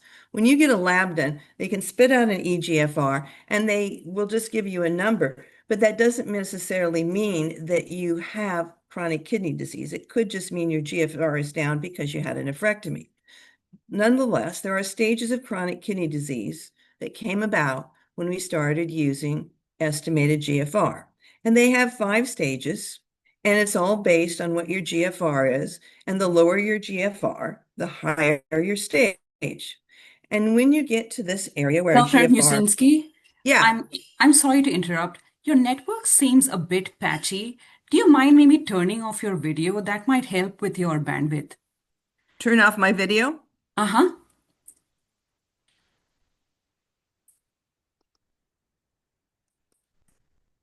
Better? Yes. Yes. Okay. Okay. Thank you. Thank you. Okay, so what happens is that if you have a stage 4 or 5 designated stage of kidney disease based on GFR, this is when you're going to have problems removing the waste, balancing your salts, you'll retain fluid and get swollen. Your bones start becoming abnormal, you get anemic, and you can retain some acid. And you get eligible for a kidney transplant if your GFR gets lower below 20. And it doesn't mean that you're automatically on a transplant list. It just means you're eligible to be evaluated. Now, a common problem is that people think that you go down this stage here, that you can never go back. And that's not true. These stages are not progressive. They are just used to label patients where they are, to give physicians some idea of problems they should be aware of because the kidneys aren't functioning normal. Now, common causes of kidney disease where you would use the staging, the main ones are diabetes. Here's a list of others. You do not see nephrectomy on this list. Nephrectomy is not a cause of kidney disease. It just means you have lost a kidney.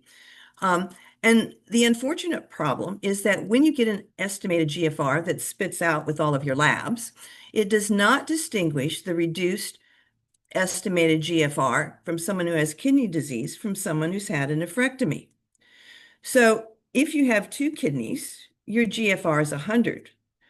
If you have 1 kidney because you had a nephrectomy, your GFR is 50. If you've had 1 kidney and a partial kidney removed, your GFR is 25. And keep in mind that a GFR of 50 is just like you were a kidney donor or a transplant recipient, and your kidney function may be totally normal for you. It does not mean you have this chronic kidney disease that these scores could indicate by your labs. So how do you know if you have a kidney disease other than that kidney cancer? Well, it turns out that when a kidney comes out, there's a lot of non-tumor kidney that comes with it. So here's an example of a renal cell carcinoma. And what you're looking at here is a kidney that was sort of split open, a bivalve, kind of like a clam, you'd open it up. Here's your tumor, and all of this is normal kidney function. Here's a different kind of kidney cancer. And again, when it's bivalved and opened up, here's your tumor, but there is all of this non-tumor tissue. So what the pathologist can do is examine that non-tumor tissue. And ideally, we like to put it in several different fixatives. So it's nice to do this ahead of time, but we can also recover the tissue if we don't get it ideally. And if the non-tumor tissue is normal, as it was in these 2 cases, the staging for that chronic kidney disease does not apply. You do not have chronic kidney disease. You just happen to lose a kidney because of a nephrectomy. So how do you preserve your renal function? Well, if you have a kidney disease that we could identify because of the non-tumor tissue, you need to see a nephrologist because there can be some specific treatments that are available. You also need to be aware that certain drugs are cleared by the kidney and might need to be dose reduced if you have a lower GFR, even if your lower GFR, nephrectomy. Antibiotics are the big ones. Usually most of the medications that we use for blood pressure, for heart problems, do not have to be reduced because of a lower GFR. And then if your remaining kidney is normal, we like to consider what I call renal hygiene, things that are good for people actually to preserve kidneys for anyone. And that includes controlling your blood pressure. We really want a blood pressure less than 140/90. And there are a lot of medications that can do that. You want to avoid things that could be toxic to the kidneys. Non-steroidal anti-inflammatory drugs. These are the ibuprofens, naproxens. Those we should probably avoid. The topical diclofenac and things are probably okay. And the contrast from a CT can also injure a kidney. MRI contrast is fine, but we are a little careful about CT contrast. Keeping the sodium down in your diet is a good thing. And then there's some drugs that block what we call this renal angiotensin system. Drugs like prils, lisinopril, enalapril, or the sartans, losartan, candesartan. And what they do is reduce what is called hyperfiltration. And what hyperfiltration is that when those nephrons, those filtering units of your kidney, are reduced, blood goes to the remaining nephrons and causes them to sort of expand. So here's a normal glomerulus. Blood comes in, you get filtration through here. But if all of a sudden you've lost a kidney, you're going to get more blood flow through here. These little capillaries where the filtration happens get expanded. And you can kind of think of it like a balloon. If they get too big, they pop. And you get some damage and scarring forming in this glomerulus. And then the glomerulus is not going to filter anymore. And so what we do with these pril and sartan drugs is we try to reduce the pressure in these filter units by dilating this vessel where the blood is coming out of the kidney. So if we dilate this, there's less pressure in here and you don't get this scarring. Now, there are some new things on the market, perhaps the future renal hygiene that we're beginning to use.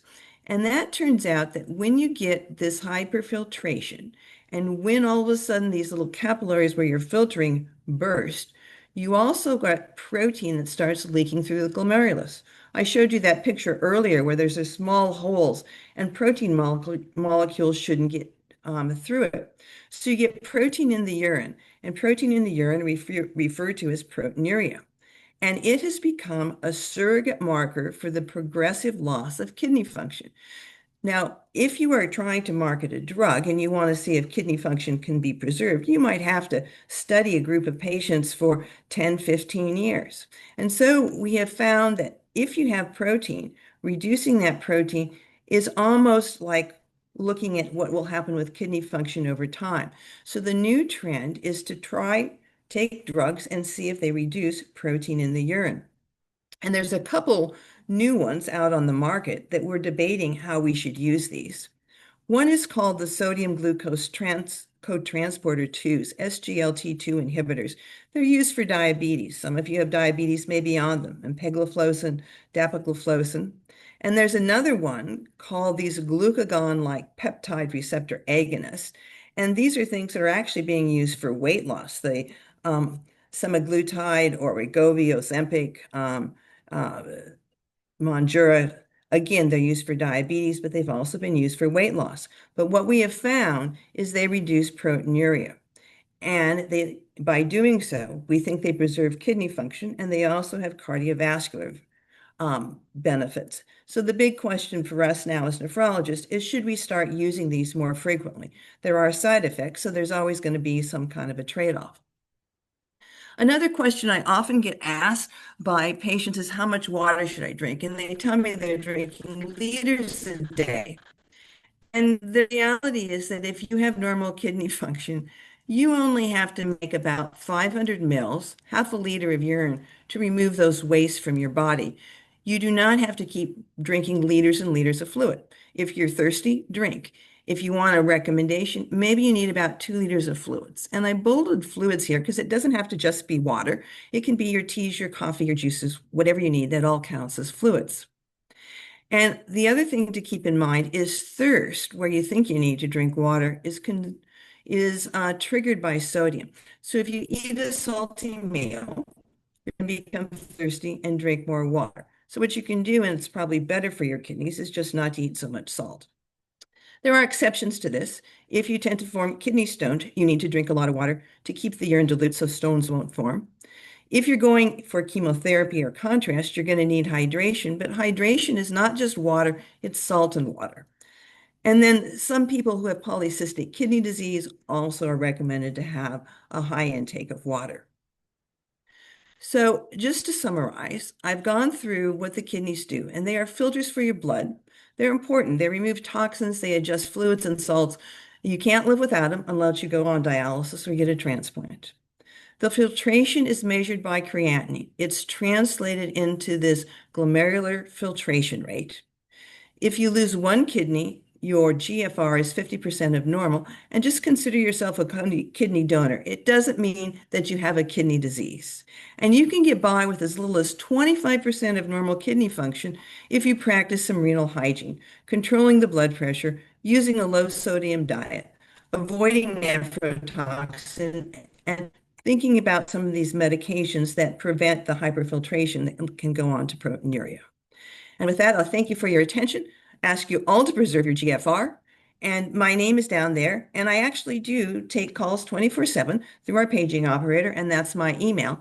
And I'm always willing to help people out and save their kidneys. Fantastic. Thank you, Kim. Really appreciate your being here and providing that overview. There were a few questions for you, but we're at time. So if you're able to stay in our session a little bit, could I ask you just to go into the chat and maybe add some comments in response to the questions that came in for you? Great. That would be fantastic. Sure. Thank you. Excellent. Thank you, Kim. So we're going to change the focus a little bit of the next couple of speakers from scientific sessions to some folks involved more in patient education and advocacy. So we're really delighted to have these folks here today.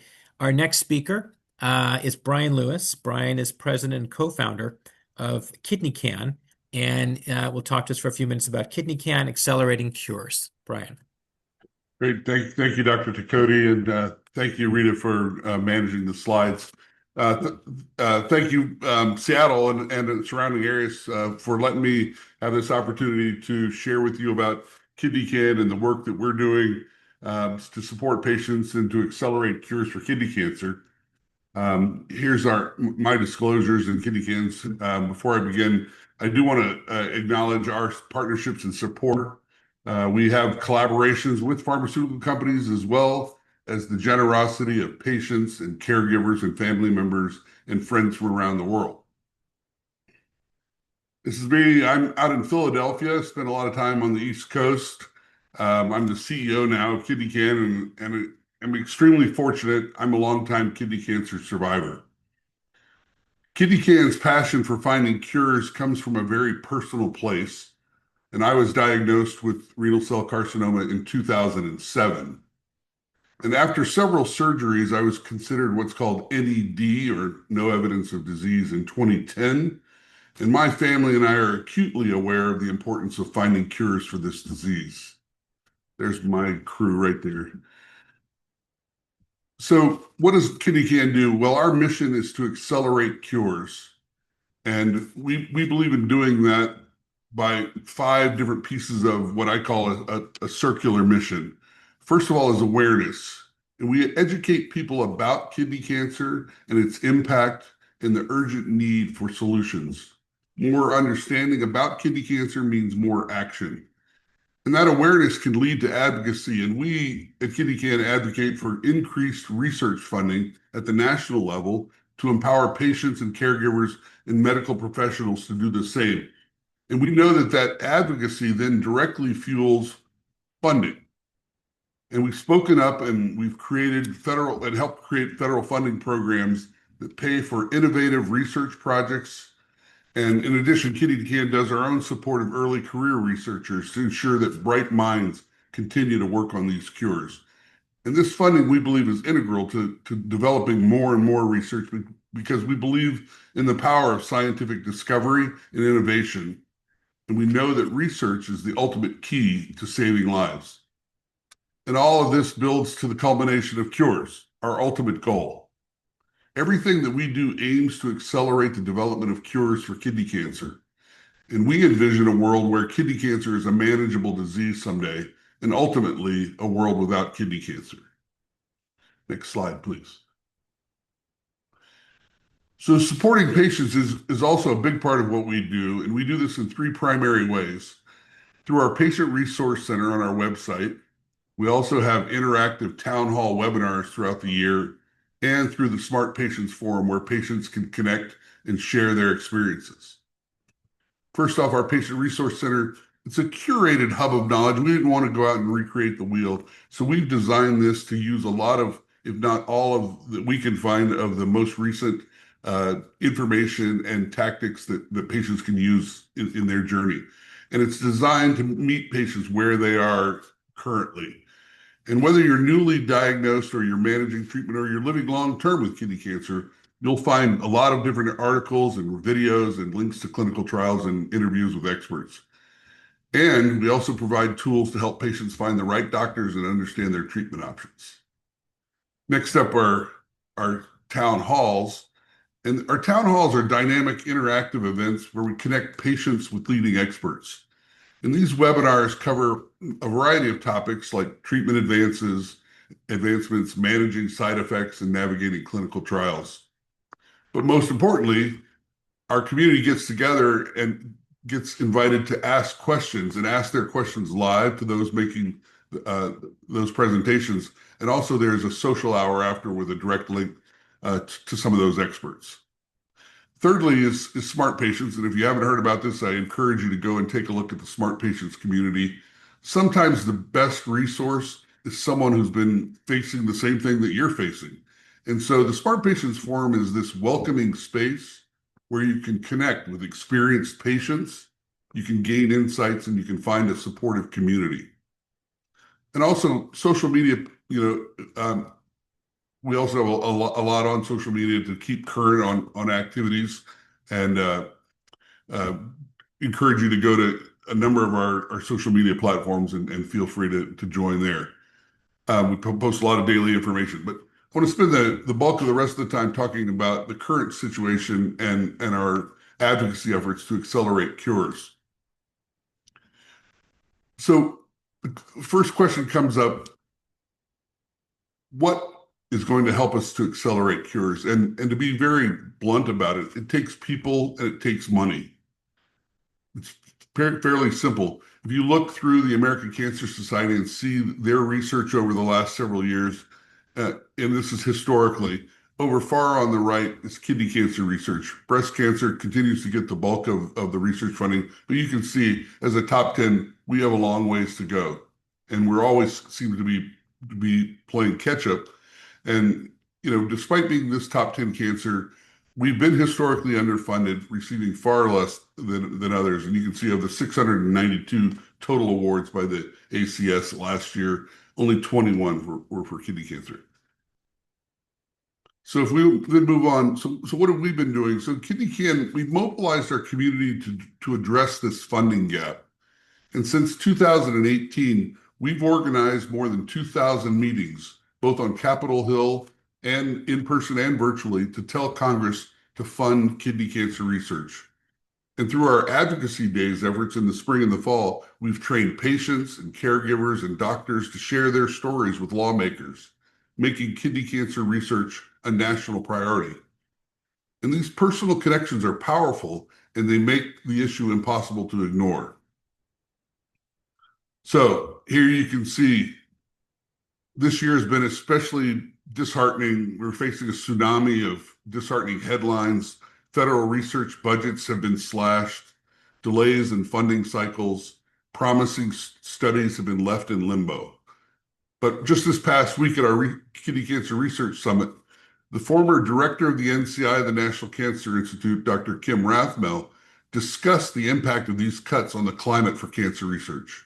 Researchers shared how grants they expected did not come through, how lab projects have been put on hold, their hiring freezes, their clinical trials that have been slowed or canceled. There's basically uncertainty in every direction. And it's been a crack in the progress that we've made for sure. But let's be crystal clear about this. This discouraging situation is not just a budget line item for us. These cuts represent real consequences for scientific discovery, like you heard earlier, for the pace at which we move towards cures, and ultimately for patient survival. So the good news is that KidneyCAN was built for this challenge and for times like these. And so like many of you, we didn't see this coming down the pike, but we pivoted and we didn't sit still. And so over the past 6 months, our community has mobilized like never before. You're seeing photos from our fly-ins in Washington, D.C., and you're seeing that how life-saving cures can be brought to the attentions of our lawmakers. And our message to Congress has been very simple. We cannot afford to cut funding for cancer research. Not now. Not when we're on the cusp of a lot of breakthroughs. Not when the return on investment in lives saved and in suffering spared is so clear. And not when patients like you are waiting. And so the next slide, you'll see this graph is really hard to look at, but we're not just sitting back and hoping for better days. We're not going to be quiet about this, but we are asking you to be a part of the solution. Here's the truth. You are at the heart of this progress. It's the voices of everyday citizens, of patients and caregivers and doctors and researchers who are living with and fighting cancer every day, whose voices need to be heard by our lawmakers. And so now, our call to action. Every one of you that's watching today, that's watching right now, you have the power to make this situation better. Lawmakers are listening. And we're asking you if you'll consider joining our team in the broader kidney cancer community and advocate with us. And you can get started as soon as right now. Here's a QR code. If you're able to scan that QR code, it'll take you right to our registration page. We're going to be going back into Washington, D.C. in September. As you know, August recess has begun for Congress. We're sending people into districts across the country in August to go see a lot of the lawmakers that have influence on some of the committees that fund research. And so we're just, bottom line, trying to tell folks your voice matters, your voice does count, and we would appreciate you all considering joining with us. Next slide, please. But also really important for those folks in Washington, you probably already know this, but when we're in Washington in September, you all have one of the most powerful senators in Senator Murray, who heads up the Appropriations Committee, to be a part of these decisions. And we would welcome you all to come out or to join us via Zoom on September 22nd and 23rd when we're in Washington. No experience is necessary. We provide the training. We provide the support. You can find all that information. And so we're just asking you to join with us if you can. Next slide, please. So with that, I'm just going to sign off. I'll be happy to answer any questions. Threw a lot of information at you quickly, but want to just say thank you to all the folks in Seattle that are doing all the work out there, and really appreciate Dr. Tykodi and Dr. Gore, everything that you all are doing for the community. So thank you very much. Fantastic. Thank you, Bryan. I really appreciate you being here and providing that overview and the contacts for people that are interested to reach out and get involved. Let's move along to our next speaker. I'm happy to introduce Amy Marbaugh, Director of Patient Programs for the Kidney Cancer Association. Amy. Well, hi, good morning, everyone. A big thank you to Dr. Gore and Dr. Tykodi for allowing the KCA to speak. My name is Amy Marbaugh, and as Dr. Tykodi said, I am the Director of Patient Programs at the KCA. And the KCA provides resources and support for everyone in the entire kidney cancer community. We were founded in 1990 by a small group of patients and doctors, and has really grown into a national and international nonprofit organization. And we really focus on a 4-pillar mission: support and empower, research, educate, and advocate. And our support and empower pillar really focuses on the programs and services that we provide to patients and caregivers. Understanding your diagnosis and treatment options is very important. The KCA recently revamped our entire patient education, launching entirely new content on our website. We've broken it down into 4 major sections: kidney cancer essentials, diagnosis and treatment, living with kidney cancer, which focuses on cancer survivorship, and populations at higher risk of developing kidney cancer.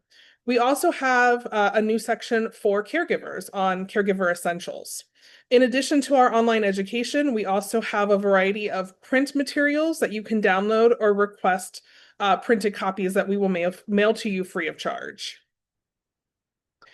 We also host several educational events during the year, including our signature virtual patient symposium. It is very similar to this program today.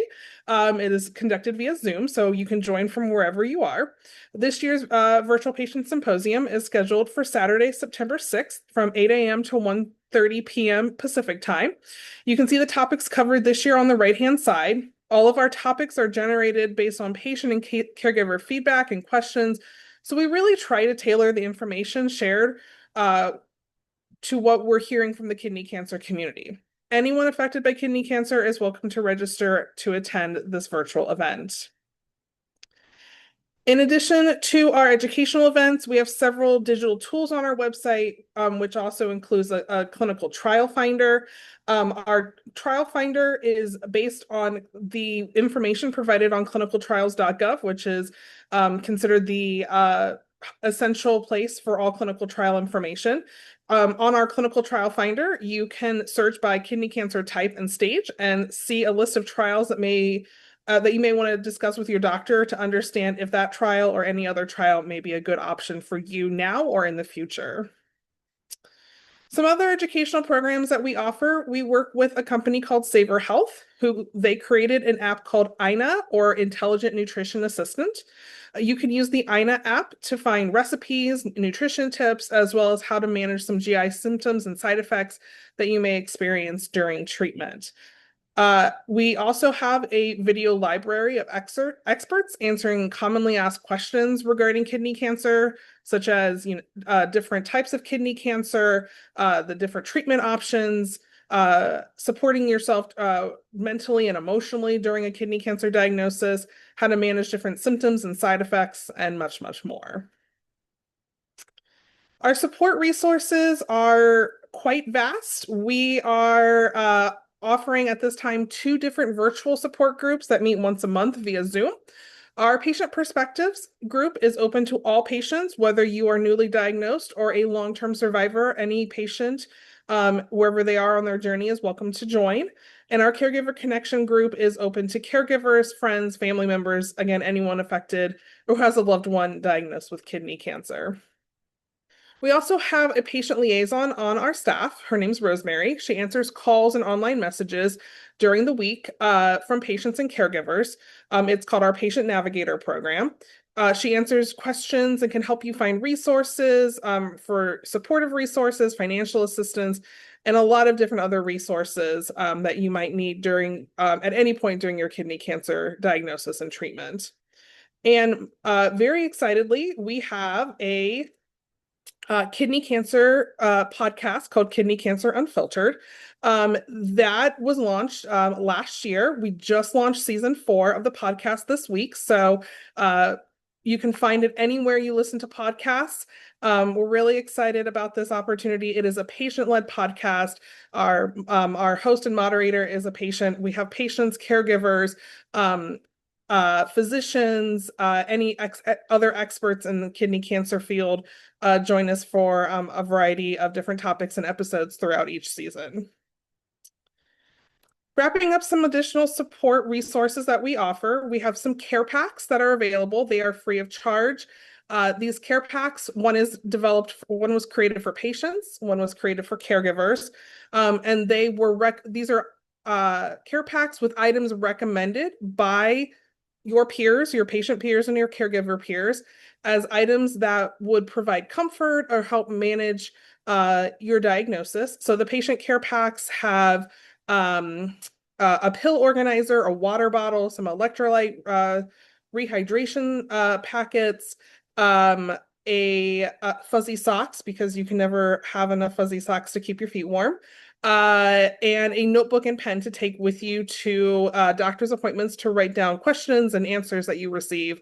Our caregiver pack has a little lunchbox that you can take your loved one's medications or food or drinks to appointments. You can carry that. Has a little travel mug that you can, put your coffee, tea, water, other juices, other drinks to kind of help keep you hydrated as a caregiver while you're caring for your loved one, and many other things in those packs. We've also partnered with Emmerman Angels, a cancer peer mentoring group that matches support seekers with experienced mentors to provide one-on-one support. So if you're not comfortable sharing, perhaps in a large support group, this option might be good for you, so you can find someone who has a similar diagnosis or kidney cancer experience to you and be able to make that one-on-one connection so you can ask questions.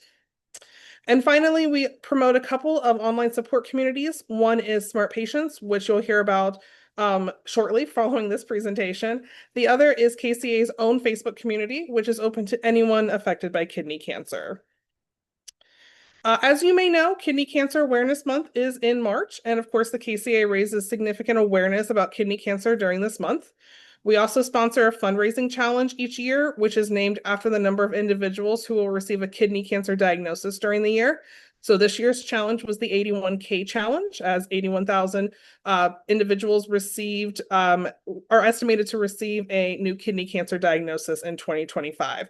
So this year's challenge wrapped up in June at the end of World Kidney Cancer Day, but check our website early next year for both our kidney cancer awareness activities in March and then also next year's challenge. I know I went over a lot of different services very quickly. We had QR codes on the slides, but in case you did not get a chance to use those, I will drop the links in the chat with all of the information that I shared today, so you can learn more following today's event. You can find KCA on our website at kidneycancer.org. You can also find us on almost all social media platforms: Facebook, Instagram, Twitter, LinkedIn.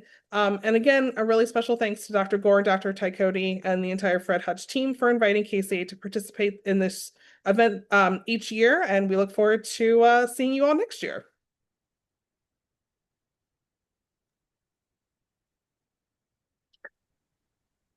Thank you so much, Amy. I am going to take the reins from Dr. Tykodi for the rest of the symposium, but we appreciate you and your support of our annual symposium. And thank you for educating us about everything that KCA does. You mentioned Smart Patients, and so that's a really wonderful segue to how we all kind of seek out support and where we can find communities that support us through our cancer journey. So it's my pleasure to introduce Kathryn Byrne, who is the CEO of Smart Patients, who's going to talk about how patients and caregivers can connect. Great. Thank you so much. Let me share my slides here. Can everyone see that? Yes. Okay. So thank you so much. I'm so happy to be here. This is such an important symposium. As Dr. Gore said, I'm Kathryn Byrne, and I'd like to tell you about some resources that we have that I believe can make a real difference in a cancer journey. It's Smart Patients. Before I begin, I do want to acknowledge that many of, if not all, of you are here because you or someone you love has been affected by kidney cancer. And that takes courage. And I want you to know that what I'm sharing today comes from a place of understanding and respect for what you're going through. Smart Patients is a free, private, online community specifically designed for patients, caregivers, and families with affected by kidney cancer. So happy to be here alongside our esteemed partners, KidneyCAN and the KidneyCAN Association. They truly, truly bring remarkable resources to patients and their families. So thank you for that. So let me just tell you a little bit about Smart Patients. What makes Smart Patients different? We're a community that was founded by patients and caregivers, people who understood firsthand what it felt like to need support and reliable information during a health crisis. So our platform is really based on 3 core principles: empathy, trust, and science. And every conversation, every feature, every policy we have designed is with these values in mind. But what does this mean practically? It means that you'll find a space where people truly understand what you're going through. It means the information that is shared is grounded in real experience. It means that you can trust this supportive online community, and you can share and you can learn from one another. We focus specifically on peer support, and it's that kind of unique help that can only come from someone who's walked that path or that similar path. Why join a community? What's really the power of peer support? You don't have to navigate this alone. These are the reasons that our members have told us. Learning from people who've been there, people who understand those unique challenges of kidney cancer. There's practical advice, treatments, side effects, day-to-day living that you won't find in medical pamphlets. And it's really a judgment-free zone where you can ask any question without embarrassment. As one of our kidney cancer community members said, and I think they summed it up perfectly, hearing from someone who's walked a similar path made me feel less alone and more in control. And I think that's the true power of peer support. So what happens in the community? Why do patients and their families choose Smart Patients? You can ask a question anytime, anywhere, whether it's 2 a.m., you can't sleep, or if you're in a waiting room. The community is here to give peace of mind, connection, and purpose. And you can find the conversations or start new ones about treatments, trials, side effects, emotional well-being. People are really coming to replace fear with clarity. They want to feel less overwhelmed and more prepared. And you can join anonymously or at your own pace and get that peace of mind from hearing, I've been there too. I've been there too. And when you're ready, many give back. The key is to participate in whatever feels right for you. There could be active posting, thoughtful reading. It will meet you anywhere. I think would be really useful to talk about the kind of specific kinds of conversations that happen in this kidney cancer community, because I think that really helps understand the real value when you understand what people share and what people learn. One of the most popular topics is how to communicate with your care team. Members really are sharing strategies for preparing for appointments, what questions to ask, how to advocate for yourself effectively. And this is absolutely not about replacing your doctor's expertise. It's about helping you become more informed and a confident patient. Understanding scans and test results is another big area.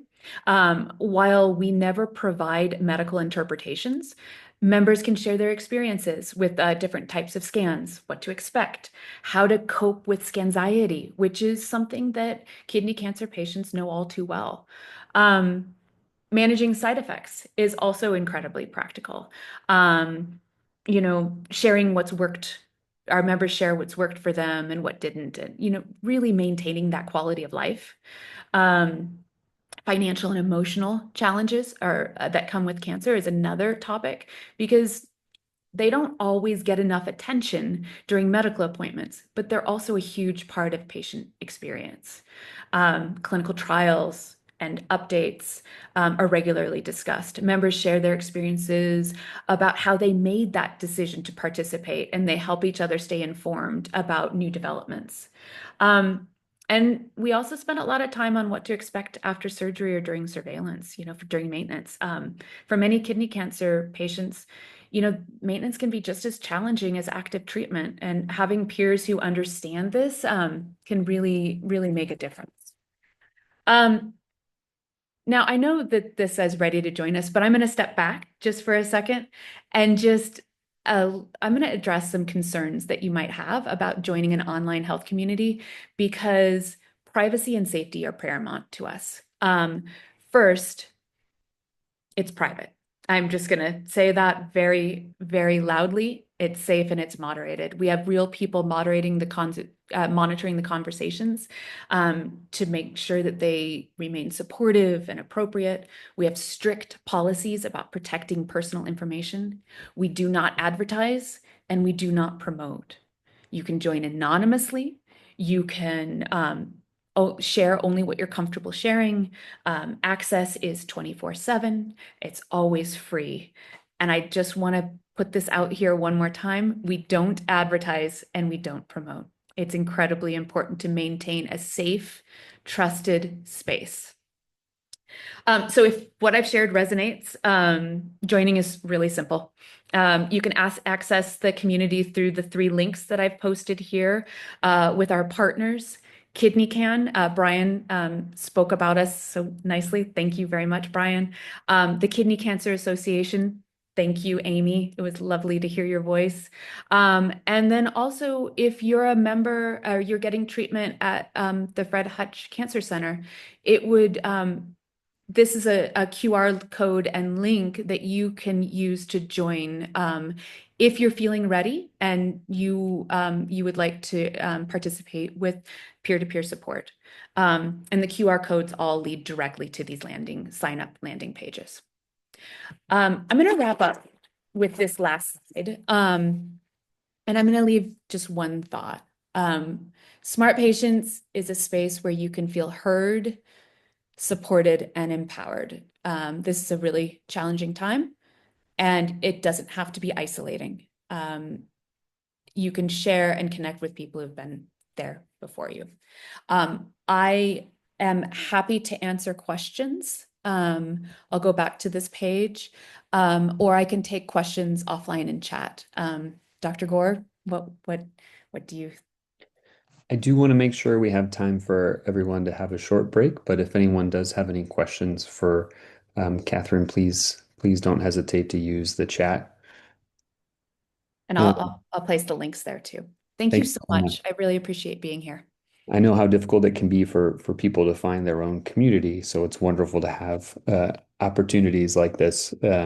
Especially if you're coming from a small regional area, a rural area, you may not have access to some of the patient resources, for example, that we have at the Fred Hutch Cancer Center. So thank you so much. Thank you. It's nice to be able to bring the Hutch to others. So thank you. Absolutely. Sorry, we have Dr. Hannan ready for our second keynote address, but I want to make sure that we kind of take our allotted break. So I want to give people, now about 8 minutes to stretch their legs, take a bio break, grab a cup of coffee or a glass of water, as Dr. Muczynski said, and we will be back at just before 11:25. Thank you so much.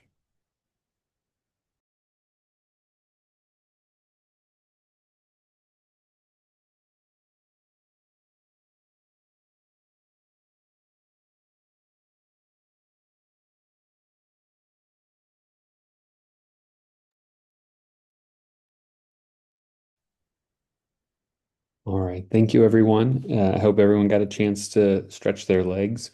It is my distinct pleasure to welcome our keynote speaker, Dr. Raquibul Hannan. Dr. Hannan is a professor of radiation oncology, urology, and immunology at the University of Texas Southwestern, which is located in Dallas, Texas, as well as the Simmons Comprehensive Cancer Center. He spent most of his time training in New York, where he completed his undergraduate degree at NYU and an MD PhD at SUNY Downstate, after which he completed his residency in radiation oncology at Albert Einstein College of Medicine, He currently is the chief of genitourinary radiation oncology at UT Southwestern, where he specializes in the treatment of kidney cancer with stereotactic radiation. Dr. Hannan is the PI of a translational research lab, which aspires to identify new applications of stereotactic radiation and to develop strategies to harness the immunogenic effects of stereotactic radiation to enhance its anti-cancer effects, which can improve the effectiveness of cancer immunotherapy. His clinical and translational research has been funded widely by NIH, DoD, and the American Cancer Society. And it includes being PI of a major project of something called a SPORE, which is a large-scale program grant funded by the National Cancer Institute and given to the most acclaimed and productive institutional programs. And UT Southwestern's is one of only 2 of its kind in kidney cancer. Dr. Hannan has published incredibly widely with over 100 manuscripts in peer-reviewed journals, and he holds multiple national and international patents. He is a clinical trials leader and has led multiple clinical trials on the applications of stereotactic radiation therapy for all stages of kidney cancer, from localized to advanced kidney cancer. And we are delighted that he can speak with us today with the exciting title, Hitting the Bullseye, How Radiotherapy Works Against Kidney Cancer. So thank you so much, Dr. Hannan. Thank you so much, Dr. Gore, for that kind introduction and also inviting me. It's really an honor and pleasure for me to talk to my patients, to patients in general. I mean, I learn from them all the time. The courage that you show in fighting your diagnosis is amazing. And this also gives me an opportunity to go a little bit more in depth on radiation and exactly what we're doing, how we're doing, something that I don't get a chance to do during the consultations. So with that, let's get started in terms of radiation and how we can work that for kidney cancer. So did you know that there is no such thing that a tumor that cannot be eradicated by radiation? With high enough dose of radiation, all essential cellular processes are disrupted and any tumor can be eradicated completely. So why don't we just go ahead and kill every cancer? I mean, that would be the next easy question, right? The answer to that is the collateral damage. So the same fate that happens to the tumor also happens to the normal tissue. And this is a problem that has plagued radiotherapy for over 100 years.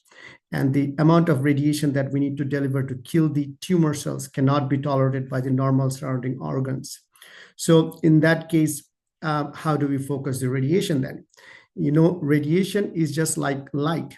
It is in the same spectrum of the light, just a little bit more higher energy. So the same properties apply. It cannot be bent. And tumor oftentimes is a moving target. It's something that is changing and something that has multiple motions, including the breathing motion, and I will show that to you. Oftentimes, it's intricately intertwined with critical normal structures that are very radiosensitive. So then how do we give enough ablative dose of radiation to a tumor that is one, moving, two, surrounded by difficult organs? And the answer to that really is it's magic. And today we will take you through to the back scene of the magician and show you exactly how we do it. And how we do it is really the stereotactic radiation. Now, stereotactic radiation, also known as SABR or SBRT, CyberKnife, Gamma Knife, these are all using the same stereotactic technology. And you may hear me use those terms interchangeably, but I will try to be consistent and call it SABR. And you hear all of these other terms getting thrown out in the, when you do a Google search or otherwise, 3D CRT, IMRT, IGRT, and what are they, right? So they are just acronyms. So today I will take you through in the next 5 to 10 minutes exactly what they are and how they work and how they're making us deliver this high dose ablative radiation to tumors located essentially anywhere in the body. Then one thing to understand up front is these technologies that has been developed over the last 20, 30 years are a accumulation of technologies. So SABR is not just something standalone new. It is built on 3D CRT. It is built on IMRT, which is built on, so IGRT and so on and so forth. Eventually, the new technology development we introduced is Pulsar, and I will take you through that briefly as well. And towards the end, we will talk more about exactly where in kidney cancer we can apply this technology. So with that, let's get started. So the first thing to discuss is the 3D conformal radiation therapy. So to understand that, we look at the CT scan. Here's a CT scan of a patient, and we are looking at the prostate, try to focus the radiation to the prostate. So this is what we call an axial scan. Basically, it's showing the prostate that's right there and the bones on the side. And we use light or color to depict radiation dose. So we use it on a color spectrum. So red hot means high dose of radiation. Blue is low doses of radiation, and everything intermediate is just intermediate dose of radiation, from green to orange and so on and so forth, right? So here we have two different radiation beams being brought from two different sides, and they both converge on the middle, which is where the prostate is. And the result is that you have a box around the prostate giving high dose of radiation, so around our target tumor, and the surrounding tissues are getting a little bit less dose of radiation. They're mainly green and blue. So this is 3D conformal because you are bringing beams from two different directions. And you can imagine that we can bring beams from 5 different directions. Here is a 5 different direction that gives us a pentagon. So a little bit more focused. You see that we're sparing some of the bladder here and focusing a little bit more onto the prostate. And similarly, we can bring beams, 20 beams around, and so on and so forth. And it keeps making the focus of the radiation more and more conformal, sparing surrounding tissue. So this is a powerful technique. So that's the first technology, 3D conformal radiation therapy. Now, the next advancement was the intensity modulated radiation therapy. So what is intensity modulated radiation therapy and IMRT? It's the hallmark of that is these multi-leaf collimators. You can see that these are really thick lead leaflets that can move and take the shape of the tumor from whatever direction you're bringing the beams to, right? So now what you have is, so recall previously, you have a beam that is homogeneous. All inside the beam you see is green. And here, once you bring in the multi-leaf collimator, shaping the beam to the shape of the tumor from that angle, inside the beam is not uniform anymore. They are intensity modulated. And the result is very interesting. So what you see here is a concavity, which you would have never seen in 3D conformal radiation therapy. But now you're able to carve out the rectum, which is what we're trying to spare, and make the shape of the hot spots or the high dose to exactly the shape of the tumor, in this case, the prostate. So that's intensity modulated radiation therapy. And I have a small video to show how that works. So here, patient is on, this is the gantry that is delivering the radiation, and built in the gantry is these multi-leaf collimators. They are changing and taking the shape of the tumor, and the radiation is getting delivered. Then it will go to the next spot. So this is how that one beam will look like. And again, the target and the prostate and the rectum is getting spared. Now the beam goes to the next spot. It delivers the radiation and paints the dose. And this is what the final outcome looks like. So that's intensity modulated radiation therapy. So built on intensity modulated radiation therapy, the next advancement is arc IMRT, which is what happens is, you can imagine that we can bring in 20 beams, 25, 30 beams, but at the end we are limited because you're not going to be able to have enough number of beams.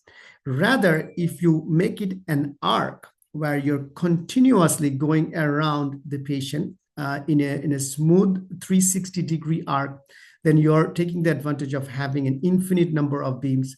And with each time as it is moving, the multi-leaf collimators are changing, and taking the shape of the tumor with each angle, right?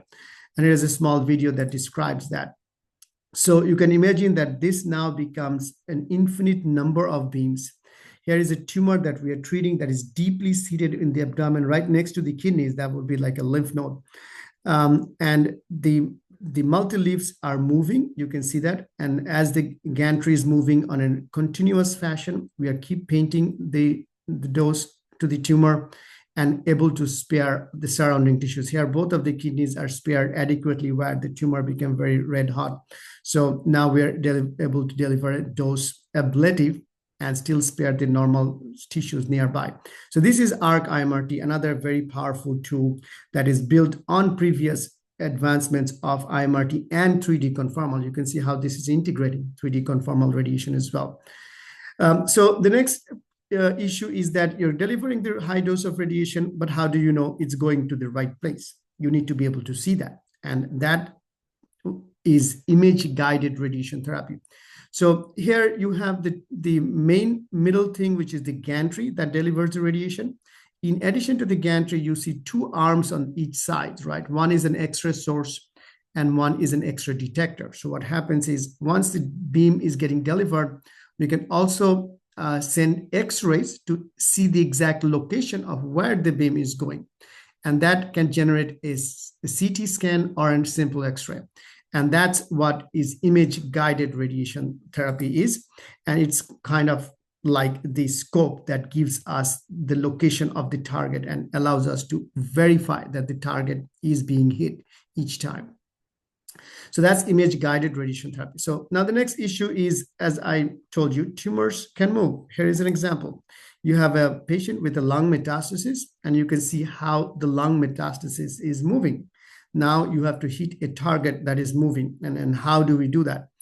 One answer is right here, that what you're seeing, we were able to generate a CT scan, that what we call a 4D CT scan. It tells us during the breathing cycle where the tumor will be located.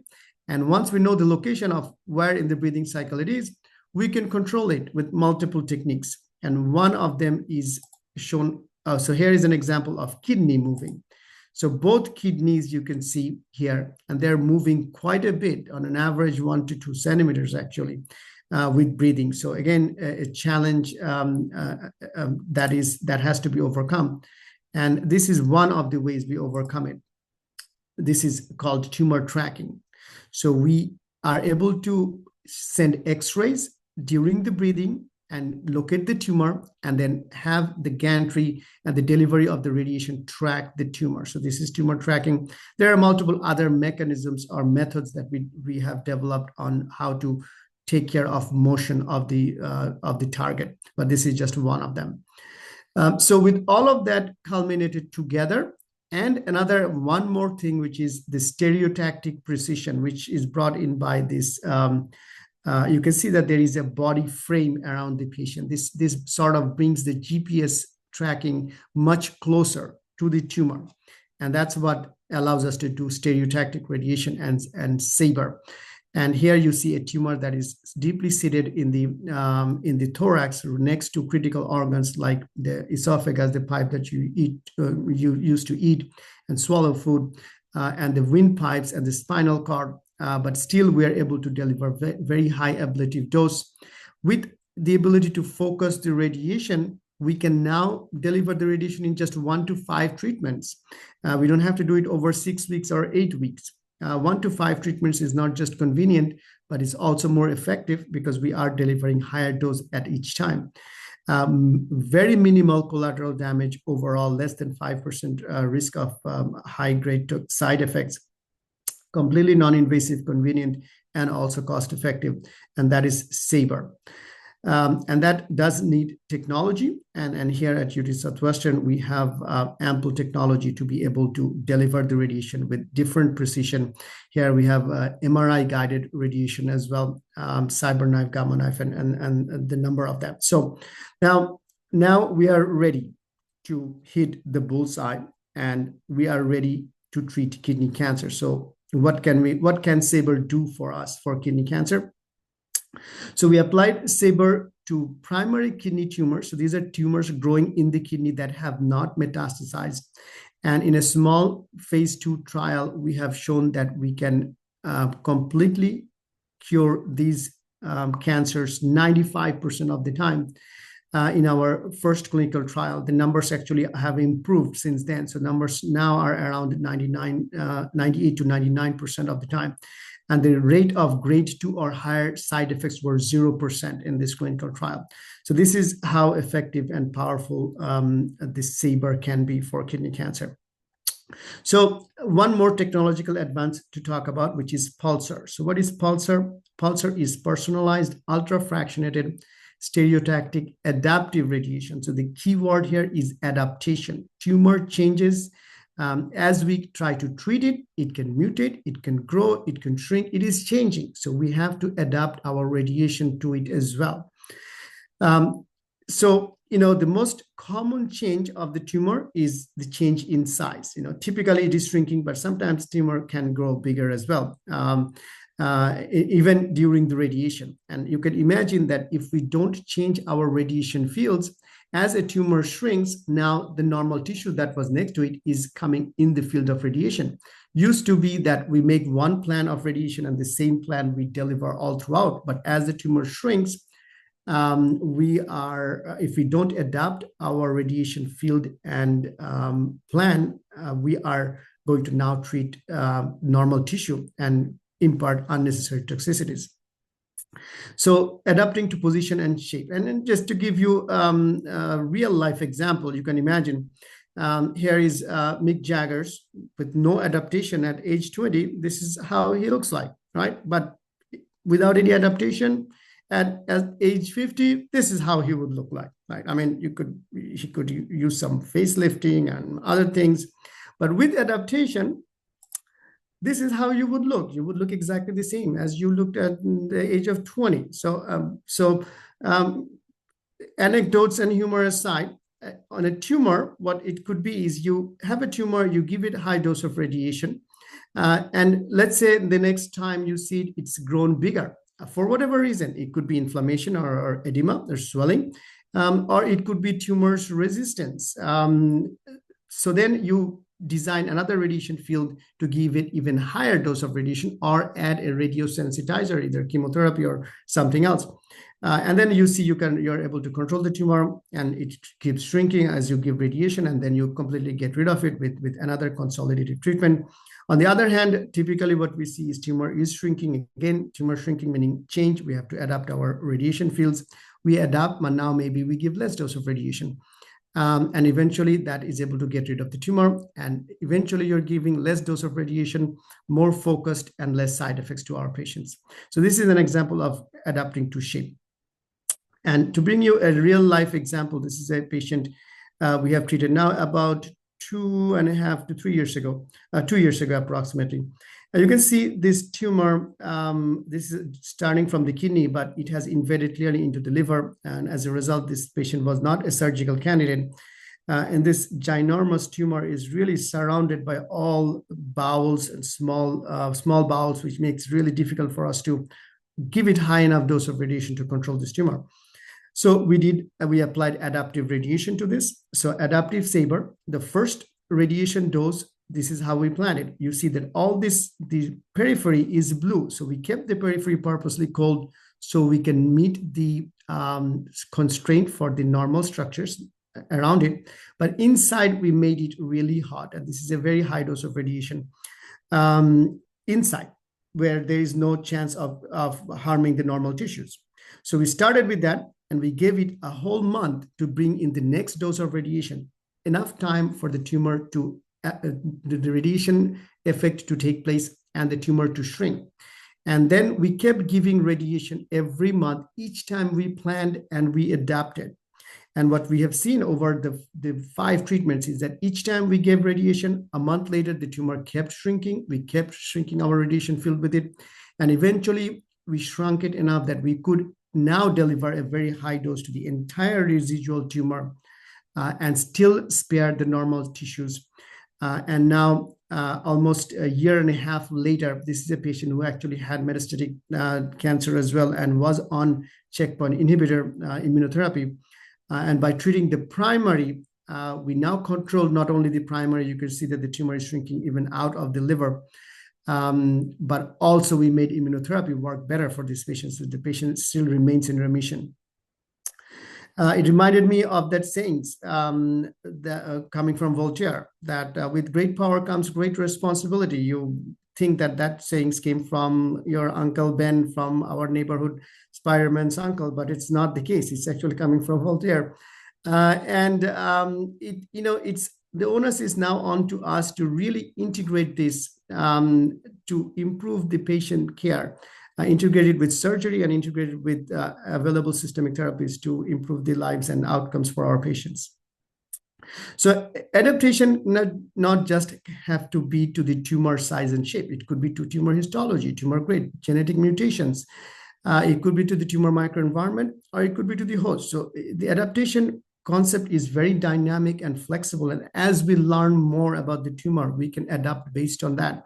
We can interrogate with the biopsy lab results imaging and then change the directives, which would be intensification, de-intensification, or even changing the radiation duration and timing.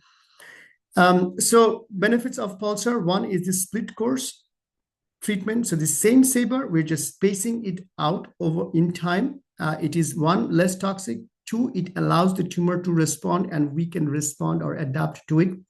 And lastly, which is also very interesting and the focus of my research, is the pulses allow for adaptive immunity to develop. So if you can imagine, you give one dose of radiation to the tumor and you start a plethora of immune modulating effects. So tumor killed by radiation are more immunogenic, meaning that they are able to bring in the dendritic cells that are kind of generals of the immune system, that can educate the soldiers, which are the T cells, and make them alarm them that, okay, these are tumor cells, these are bad cells, these are something that you need to get rid of. Initially, though, the immune system does not know when you stimulate it with any immunotherapy where to go, but with bringing in the radiation and alarming the immune system, you can start that immune response process. You can imagine that SABR, which used to be given, every other day, typically, you give one dose of radiation, you try to bring in the dendritic cells, the good cells, the immune cells. But then if you bring in the next dose of radiation too quickly, you're now killing those cells. So by spacing out the big doses of radiation, not only that you're allowing that whole process of educating the immune system take place, but also you can use it as a booster, which is mimicking the cancer vaccination schedule. So this is the other benefit of Pulsar, because it mimics a cancer vaccination schedule, and we think it really can work together with immunotherapy to enhance even immunotherapy.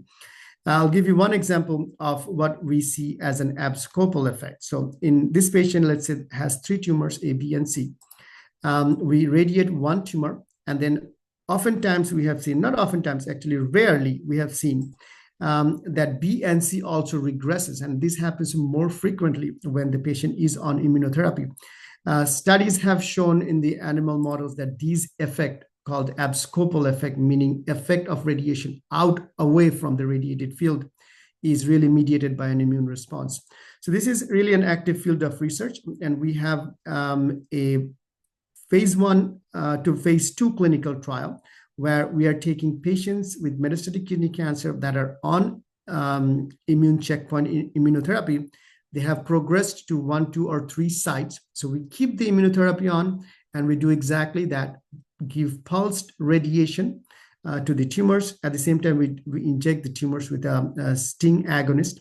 All of that is to boost the immune system, not just to kill the tumor, which is progressing or have become resistant, but at the same time, use that tumor to present the antigens or alarm the body's immune system to go after the tumors that are away from the radiated field. In doing that, making the immunotherapy work better. So this is an ongoing trial that we have. So when else do we use SABR in kidney cancer? So the first instant we talked about already, which is the primary tumor that is situated in the kidney. And again, standard of care for primary kidney cancer is surgery. But for whatever reason, if you are not a surgical candidate, stereotactic radiation or SABR is a very good alternative. And we are able to treat the tumor sometimes even in single treatment, but sometimes it's 3 or 5 treatments. And we can completely give you 98, 99% local control rate or cure rate with you get to still keep the kidney, and the kidney function decline is really minimal with radiation. The second instant is what we call oligometastatic cancer. So in oligometastatic cancer, you may have the kidney cancer removed some time ago, or maybe it's still present, but the scans are showing that the tumor has spread only to 1, 2, 3, or 4, or 5, up to 5 is considered oligometastatic or limited site of metastasis. The important thing to remember in this case is that what you're seeing is not what it is actually. There likely are additional metastases that are invisible. They're just so small that the imaging is not picking them up. So this is still, we are calling this oligometastatic cancer. So in this case, we have treated the visible sites with focused stereotactic radiation. And by doing that, again, local control is 95 to 98%, we will get rid of them. And in doing that, we could delay the systemic therapy, which often has systemic side effects, right? Systemic therapy or drug therapy, which has side effects. With radiation, the side effects are minimal. Your quality of life is excellent. You're actually, going to work on the same day that you're getting the radiation. So there is really no recovery from radiation typically. But then we will continue to watch you carefully. Down the line, maybe another 2 tumor sites will now grow. And then again, we will apply stereotactic radiation, get rid of them, and again, continue monitoring you closely until a time comes when too many metastases are surfacing. And at that time, you will need to start systemic therapy. So this is not a curative treatment, but it is definitely a treatment that allows us to delay the systemic therapy. And by doing that, you can preserve the quality of life. And we have shown that in phase 2 trials that with this strategy, we can control the overall cancer for 2 to 3 years sometimes, which could be significant, but just the randomized trial evidence in terms of whether this makes patients live longer is still not available. But trials are ongoing. The second instant is what we are calling oligoprogressive metastatic kidney cancer. So this is when a patient had metastatic kidney cancer and they're on drug therapy, and that drug therapy could be anything, TKI, immune checkpoint inhibitors, and others, or a combination. But most of the tumors are responding, are stable, but only 1 or 2 or 3 are progressing. That is what we are calling oligoprogressive. And in this setting, we have applied stereotactic radiation. And that way you can continue on the systemic therapy, ongoing systemic therapy, which has been working thus far and is being otherwise tolerated reasonably well. You avoid or delay going to the next line of systemic therapy, which typically have unknown side effects to you. And also the efficacy are typically not as much. So this is another application of stereotactic radiation that allows you to harness the maximum benefit from the ongoing systemic therapy. So what happens, what do you expect to see when you are referred for stereotactic radiation? So you first meet a radiation oncologist in initial consultation. After that, we schedule a CT or an MRI simulation. That's when we do mapping of the tumor.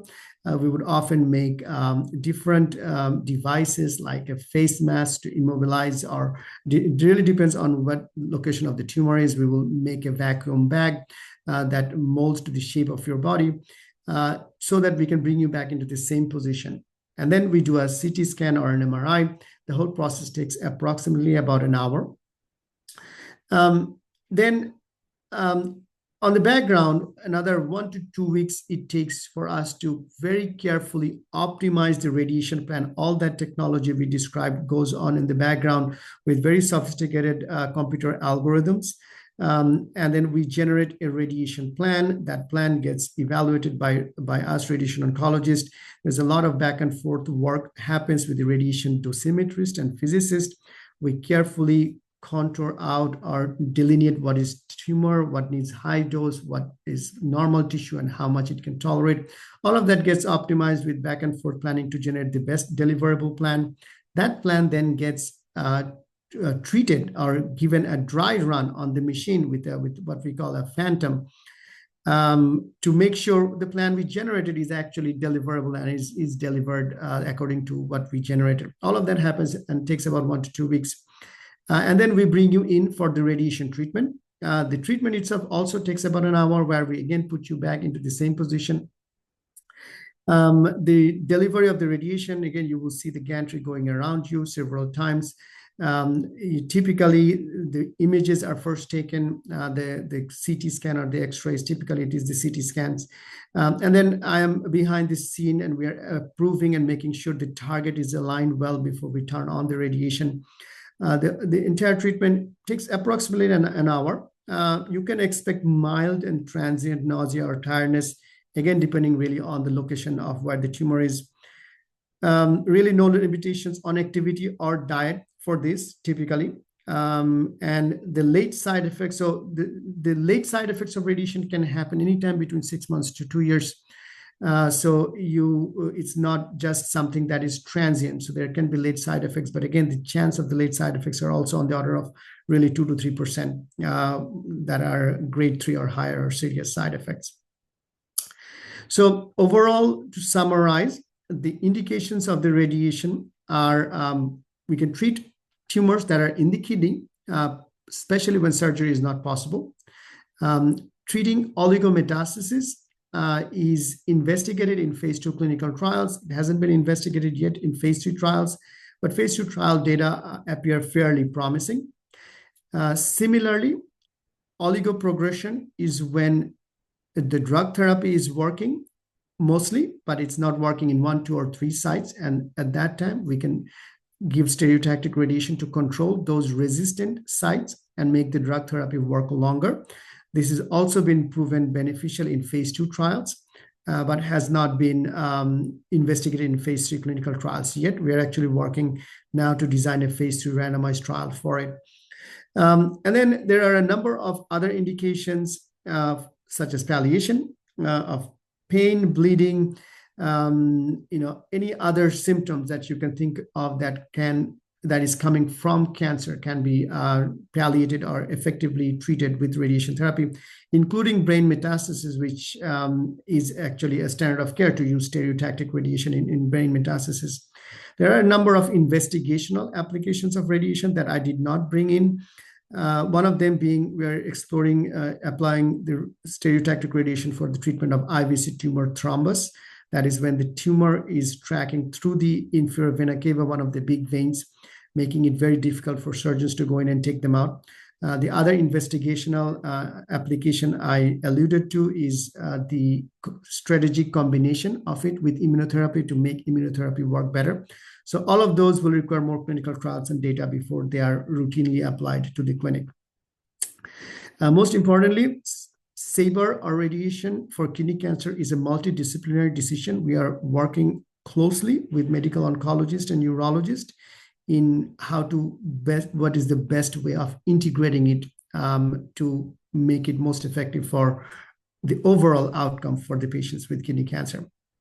And that is my last slide. Would be happy to take questions, and thank you for your attention. Thank you so much, Dr. Hannan, for a really wonderful talk and a really great overview of not just kind of the benefits of radiation, but just kind of how it's applied to our patients. One question that's in the chat is about the use of radiation for pancreatic metastases. So we know from some data from the IMDC that the pancreas is one of the favorable sites of metastatic disease, meaning that patients who have metastases to the pancreas can have really favorable long-term cancer-specific outcomes. Have you guys been able to use radiation for pancreatic tumors? Absolutely. We actually just published 2 manuscripts on this. A retrospective review of combining glandular metastasis. So we made it a little bit broader And the same thing with pancreatic cancer, with glandular metastasis, which is sometimes adrenal, rarely thyroid, and rarely parotid. But we combine all of that together, and we treated about 60 some patients with in that retrospective review. And yes, we have shown very good local control rates on the order of 90-95% when we are treating pancreatic metastasis. It's a little bit more challenging because the location, again, surrounded by small bowel, and that is known to be very radiosensitive. Sometimes it's close to the stomach, which is also sensitive. And pancreas also moves with breathing. So yes, it does make it more challenging, but with the technology that I described, yes, we have successfully treated pancreatic metastasis with given very good local control and also tolerable minimal side effects. Yeah, good question. Does it matter where in the pancreas it is, whether it's in the head or in the tail? Yes, absolutely, it matters. With radiation, location is key. So pancreatic tail lesions are much easier to treat because they are not close to the duodenum, but a head tumor can be right up against the duodenum. And that's when we would need to bring in. So treating a pancreatic tail lesion, I may not even need to bring in adaptive radiation. But with a head tumor, yes, we definitely need to then bring in adaptive radiation, where we will give one radiation dose and then wait almost a month and then give the next radiation dose and adapt our radiation fields.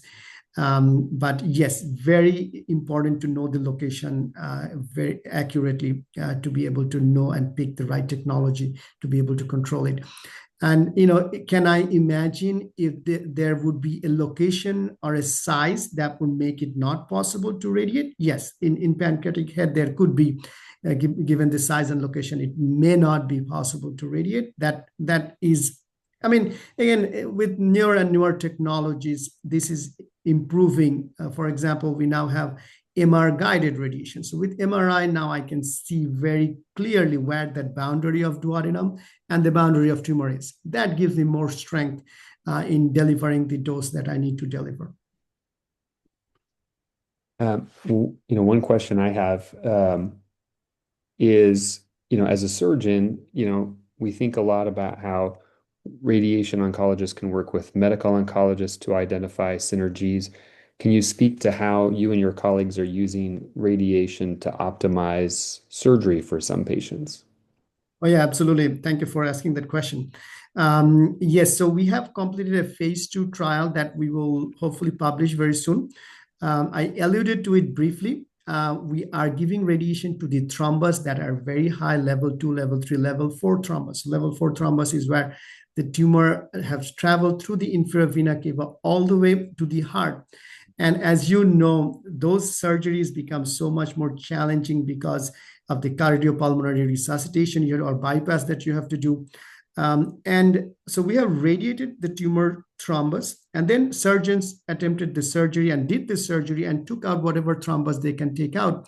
But they don't have to be aggressive in perhaps opening up the inferior vena cava to get all the thrombus out, because the radiation has taken care of whatever viable tumor there may be.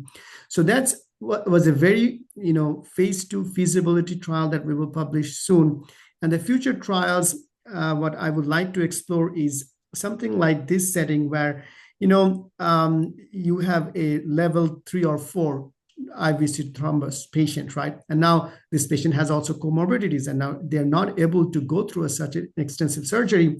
But a radical nephrectomy, which can be done robotically, so it's laparoscopic with a couple of days of recovery, that patient can go home and then we can radiate the thrombus both together. It is something that can be done even in community, and patients don't have to come to a very specialized tertiary academic center. So it's a trial that I am formulating now, and we'll actually need some funding also to get it off the ground. But it is something that I think will do a lot of benefit to a lot of patients out there, and working together right with the surgery and radiation combining to make better for patients.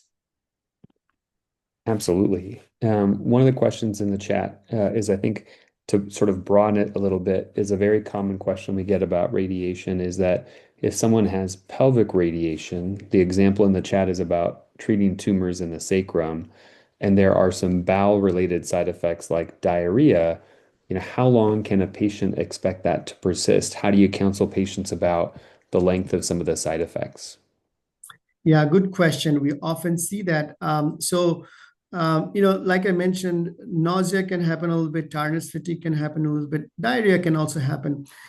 It's not very long lasting. So typically after the radiation, you would see it for maybe just a day or two. Main thing with diarrhea, unless it is going more than 4 or 5 times a day, I don't even give any treatment. I just tell patients to hydrate. You're losing a little bit of electrolytes, have an extra banana, you're losing some potassium in the bowels. That's really it. It's really fairly benign and it resolves by itself. But yes, if it's going more than 4 to 5 times a day, then we can bring in medications like Imodium or other medications that are prescribed, but Imodium is even over the counter.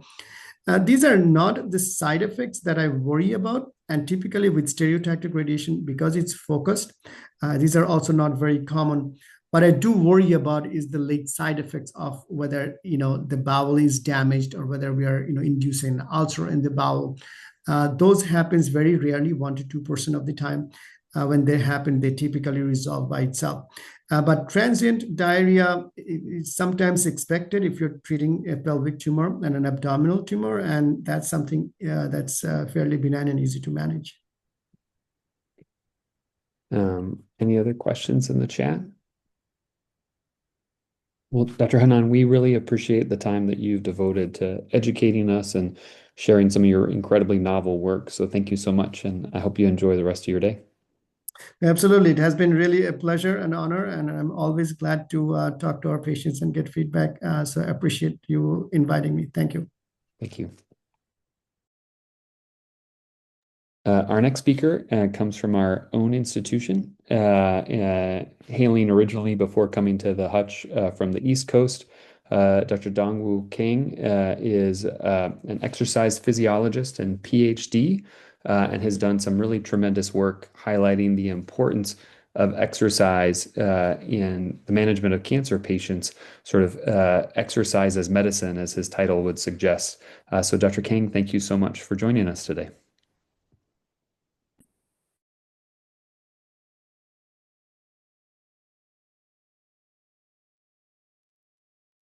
Right. Right. Thank you, Dr. Gore, so much for your kind introduction and for the opportunity to speak about exercise for our patients today. And hello, everyone. So as Dr. Gore mentioned, my name is Dong-woo Kang. I'm a clinical exercise physiologist in training. And then I just recently joined the Fred Hutch as an assistant professor from Boston, from Dana-Farber Cancer Institute and Harvard Medical School. And I'm really excited about talking about how exercise can help you feel better and then recover and live well and even longer with kidney cancer. And I'd like to kind of start with a quote from the ancient Greek physician Hippocrates. You might have known him. And he said, if we could give every individual the right amount of nourishment and exercise, not too little, not too much, we would have found the safest way to health. I just wanted to highlight this because even like thousands of years ago, the importance of exercise was highly recognized, and the idea is more and more relevant today, even in cancer area.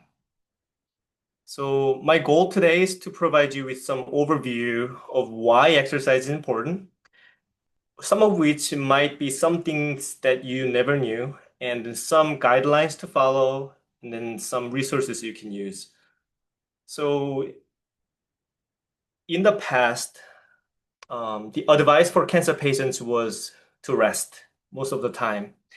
But times have changed, and over the past decades, and there have been a lot of, or more than 1,000 clinical trials on exercise cancer patients. Myself studying over the last 15 years in exercise for cancer patients. And the new consensus for now is that the movement, or you can move as much as you can get the best benefit for your health. So it has been transformed, the idea that exercise is very much feasible for most cancer patients and beneficial. But unfortunately, though, only about 75% of kidney cancer patients are not active enough, meaning that they're not meeting the exercise guidelines. So what does the research say then? First of all, I'd like to start with some population data. A study including 2.3 million people with 10,000 kidney cancer cases compared patients who were least physically active versus highest physically active. And they found that physical activity can reduce risk of developing kidney cancer by 12%. And for those who have been diagnosed with kidney cancer, this is a study of approximately 200,000 kidney cancer patients. And this study showed that the patients doing any physical activity compared to who are completely sedentary had lower kidney cancer-related death by as much as 50%. So these are from epidemiological studies, so this is not necessarily causal effect where most clinical trials are needed, but this gives an idea that physical activity can be important for patients and also the populations in relation to kidney cancer. And secondly, some animal studies also showed the powerful link between exercise and fighting tumors. And the chart on the left right here kind of combines multiple research with the meta-analysis and shows a clear finding that exercise significantly reduced tumor volume. And this has been found in multiple cancer models, and it's been widely studied in animal models. And one of the most plausible mechanisms when you think of it, why and how exercise can do these effects is that our immune system is highly enhanced during exercise. And then some of those biomarkers that are helping with this immune system is from our muscles. So when you do exercise, it releases certain cytokines or proteins from the muscles that can help your immune cells fight with the cancer cells. So these are some of the recent or emerging findings that explains how exercise can help fighting with the cancer. And thirdly, I want to show you some data from clinical trials then, and some other emerging evidence as well. So one key benefits of exercise is about fatigue. And when compared with even many other interventions, including medications, exercise has shown to be having the greatest benefits.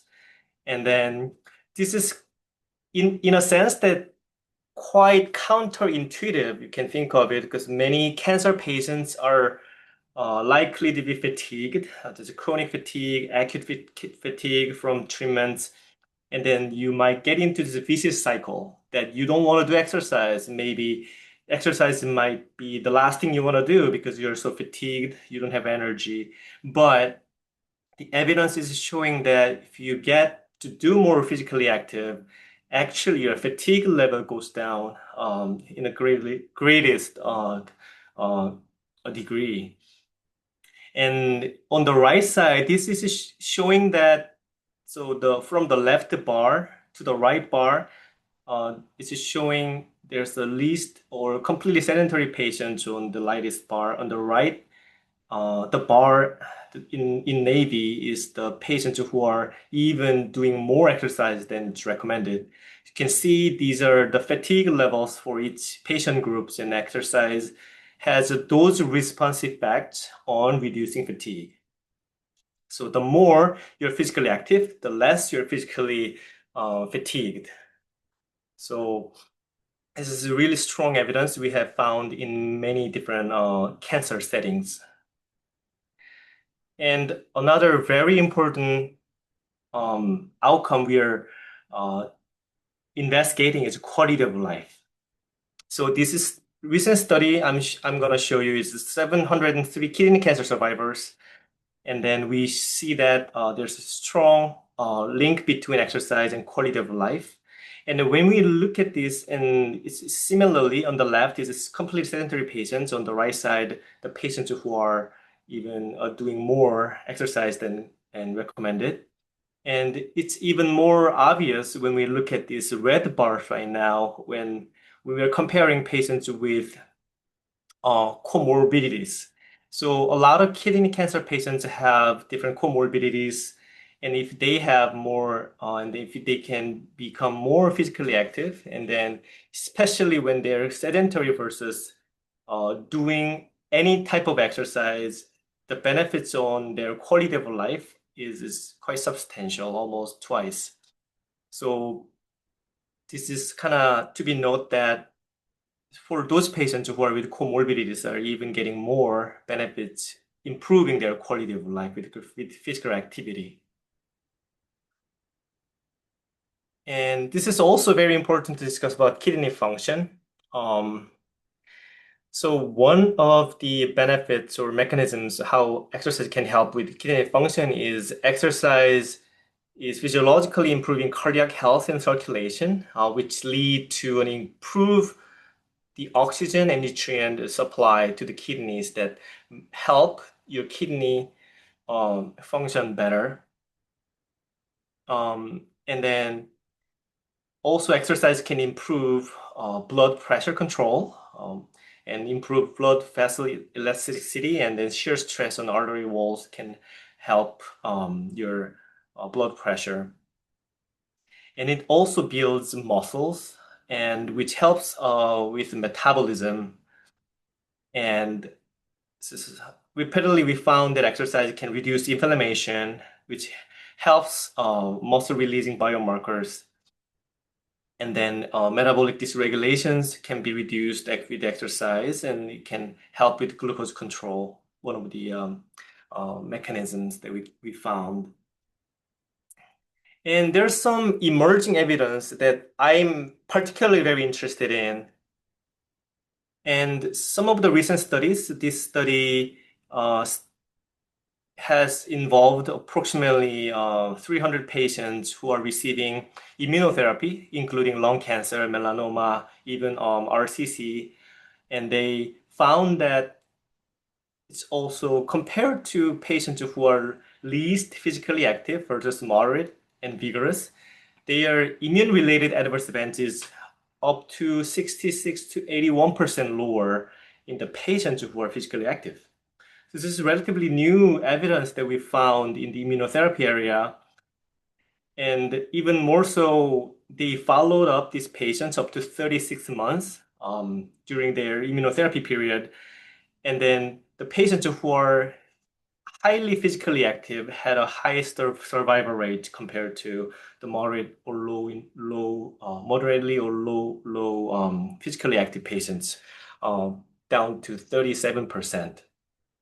This is very, very exciting finding. Still, this is epidemiological studies, and we want to do some more intervention trials that I do have some, I'm running some of those intervention studies in lung cancer and melanoma at the Fred Hutch right now. But I hope that there's more opportunities I can work with the kidney cancer patients here. And this evidence is also backed by some of the preclinical studies that when the on animals receiving immunotherapy, which is immune checkpoint inhibitors in this dark gray bar, versus exercise and combined, there seems to be a synergistic effect when the animals are exercising during immunotherapy. We're still kind of teasing out the exact mechanisms how exercise can be helpful in terms of immunotherapy response rates, but likely that exercise can help with the oxygen and drug deliveries to the tumor that might have a synergistic effect with the ICIs. And this is the last clinical evidence that I'm showing you. It's published about a month ago, which is very exciting. that it's for the first time in the clinical trial that we found that exercise is actually helping survivals and then disease risk-free recurrences in cancer patients. So I was heavily involved in this study about like approximately 10 years ago for 5 years, and this study just published in New England Journal of Medicine. That the key finding of this study is that when patients are doing exercise compared to just given the education materials, they had approximately 28% reduction in disease-free survivals. And also, if they, in terms of overall survival, it was even greater by 30% reduction in survival rate. In higher survival rates, lower mortality rates in the exercise group. So this is extremely exciting finding that we just published in about 900 colon cancer patients. But we hope to see more evidence in different cancer types as exercise can be, the feasibility and benefits might be different in different cancer patients. So far, I've kind of gone through some of those effects of exercise, and I think it's kind of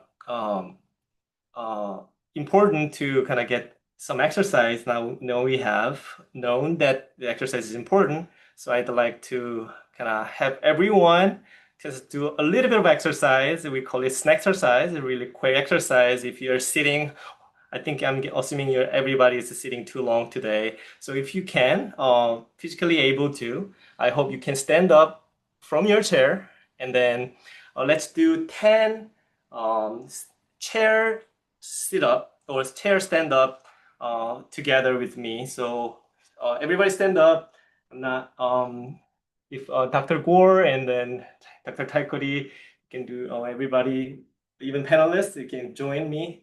So stand up, and then when I count, you can slowly sit down to the chair and then slowly stand up. So let's do 10 times. So ready? Let's go. 1, down, up, and 2, up, and 3, and 4, down, up, and 5. Feel the muscles squeezing your quadriceps, and 8, and 9, and last, and 10. Awesome job. Give you a lot of applause for yourself. And this is great exercise to do whenever you have time. So now, what's the best time to start exercising? I would say it's any time, or the earlier the better. Because exercise can be beneficial throughout the entire cancer journey. And before treatment, we call it prehabilitation, as you can see on the left side, where we can help you prepare for surgery or other treatments. And during treatment, in the middle side, it's a form of, we call it intrahabilitation or rehabilitation, and help manage side effects, even improving response rates based on our recent findings. And even and then after treatments, once all treatments are completed, we call it survivorship period. And exercise becomes a part of health promotion, helping you manage any long-term effects and improve your overall health and survival. Because the reason is this graph is showing that how prehab exercise and then entire cancer journey exercise is helping to improve higher levels of functioning, and through exercise compared to patients who are not doing exercise, even starting the prehabilitation period. This is kind of showing that the earlier, if you do exercise, the better, or do you have a better functional benefits throughout your journey. So then how much exercise should you be doing? the general guidelines from American Cancer Society and American College of Sports Medicine is the minimum of one of the followings here. So 150 minutes of moderate intensity exercise each week. We could be 30 minutes of walking. Walking means here is brisk walking, not just normal walking. Maybe you're sweating a little bit. So that's 5 times a week. It's a minimum recommended exercise for health benefits. Or you can do vigorous intensity exercise, like jogging, running, a bike, where you can, for example, it's a little bit difficult to conversate during the exercise. You can do 75 minutes per week, and it's equivalent to twice of moderate intensity. You can kind of do a mix of moderate and vigorous intensity aerobic exercise for this. And also very importantly, we would highly recommend you to do also muscle strengthening exercises at least 2 times a week. And then you can focus on the major muscle groups, including legs and hips and back and chest, so that you can have better physical functioning and then the strength to live the daily lives. And also a lot of side effects, benefits for side effects, and even suggesting this biomarker releases from your muscles. And this kind of brings us to a kind of crucial point where the one size does not fit all in terms of exercise. And first of all, and it's essential to consult with your doctor and exercise specialist if possible, to create a safe and effective plan for exercise. But generally, exercise is feasible for cancer patients, and there is a dose-response relationship in many outcomes. And it is important to assess how much you are doing and how much experience you have, and you can set your own goal for your exercise. For example, if you're not doing any exercise, completely sedentary, and it's totally fine if you have not been doing exercise. It might be because of the treatment, and that's totally okay. We are trying to start with this minimal activities, just avoiding the activities with any activities you can do. And if you're not doing the guidelines or meeting the guidelines as I just mentioned, and then you can target to meet these guidelines, incorporate those exercises. And if you're already physically active, and then you can do more exercise if you want to have a better benefit. But anyway, you can keep up the good work, and it's been it's wonderful. And there's few kind of rules in an exercise physiology perspective that these 5 things are very important in terms of getting sufficient benefits from exercise. First thing is to set a clear goal of what you want to do and how much you want to do. And then it might be something that's rather more exerting than your usual activities. For example, just walking around might be not sufficient to generate a greater benefits from physical activity, but you might want to walk a little bit faster, and then a little bit sweating, and more than that will be generating great benefits. And then over time, you're going to be physiologically adapted to these new physical activity levels that you might want to progress over time. And as I mentioned, that you can assess yourself and then talk to your exercise specialist and doctors, and then individualize your program. And then last and most importantly, it's not just a one-time thing. So I hope it's have a nice habit to do exercise more often. And I'd like to kind of highlight a few more things before I close. And start slow and listen to your body. And then you can stop anytime if you feel something is off. And you can start today, any of physical activities. It doesn't have to be an hour. You can just do as short as possible. And then you can journal, you can use your applications or it's smartwatches. And there are a few barriers you see most often that say no time is number one barriers for most people.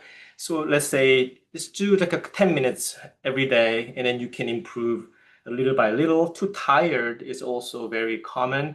And then, as I said, it's very counterintuitive. If you're in this vicious cycle, try to get up and do a little bit, and then you may feel that you're less tired, but then you can do more eventually. If you're not motivated, you can find buddy or music and find a way to get more exercise. So I have few slides that I'm not going to go through everything, but because I'm going to share on the right side here document that I compiled for you, and I'll share with you after this presentation today. You can look into these resources so that you can start your journey.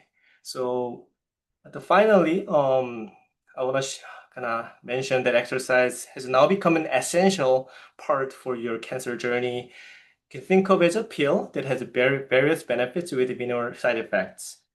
And then you can move more today, don't delay, and the earlier the better. And then use the resources I'll be sending you. And then I was gonna highlight this and ending with this. And you're not alone in this journey. There's a lot of patient and community ready to support you, including exercise and medicines and nutrition. So hopefully you can use those resources to be healthy and live longer. Thank you so much, and take any questions you have. Dr. Kang, we have time for a couple questions. I'm going to start with one that's a little bit more broad, and then one that's a little bit more specific. Number one, what do you mean by the term structured exercise? It's a great question. So when I say structured exercise, it means that it's regular and it's intended. For example, if you go for just a random hike for this weekend, we won't call it a structured exercise, something that you do 3 times a week, let's say like 30 minutes every day. So it's repeated and then it's intended. So we call it our structured exercise. Another broad question, do you have, and this might be something good for the chat too, any specific resources available on the Fred Hutch campus for direction on exercise related to cancer care, or potentially links where people can be involved in an exercise related study? Yeah, it's kind of really on point. So I can just mention a little bit about it. So there are a few free exercise programs for cancer patients. Live Strong is one of them. And then Team Survivor is a very local exercise, free exercise. It's a community, it's a non-profit community that offers exercise programs across the Washington. So you can look at this document I'll send you, and then you can go to these links, and then you can find these resources. And this is one that on this ACSM Moving Through Cancer is a website that you can just type the state you're living in. And currently there are about 50 exercise programs for cancer patients, looks like. And you can reach out to them. You can see if they offer free exercise consultations and exercise. Most of them we are trying to offer for free or through Live Strong, but they might also there's like personal trainers who are you can pay for some exercise programs. Last question, and this one is a little bit more specific. One of our participants managing stage 4 cancer is trying to understand if different forms of exercise are better, one versus the other. So spending time deliberately playing racquetball or pickleball for cardio versus resistance training versus other specific exercises. Is there a way to guide them in understanding what exercises may be better for them? Yes. So it would be good that every exercise, like myself, it'd be good to have like more comprehensive assessment of your current physical function, your medical conditions overall. Many stage 4 cancer patients might have, or not many, a few, a subset of patients have bone metastasis. That's where we are mostly concerned when you're doing body or weight resisted exercise. For example, like when you're doing other exercise, we try to be very careful when you have metastasis in your backbone or your hip bone, particularly. And you would like to consult with your doctors and exercise physiologist. But in general, if you are able to, it's highly recommend to do aerobic and both aerobic and resistance exercise together, because their goals are a little bit different, and then they have separate or different benefits on your body. So and there's a heart rate target when I'm looking at it, and when it's more technical questions, but it's easier when you're looking at your heart rate, calculate your heart rate target based off of 220 minus your age. It's your maximum heart rate, approximately. So you can at least 70% if you consider the high intensity, maybe 50-60% is moderate intensity of your maximum heart rate, so that you can target.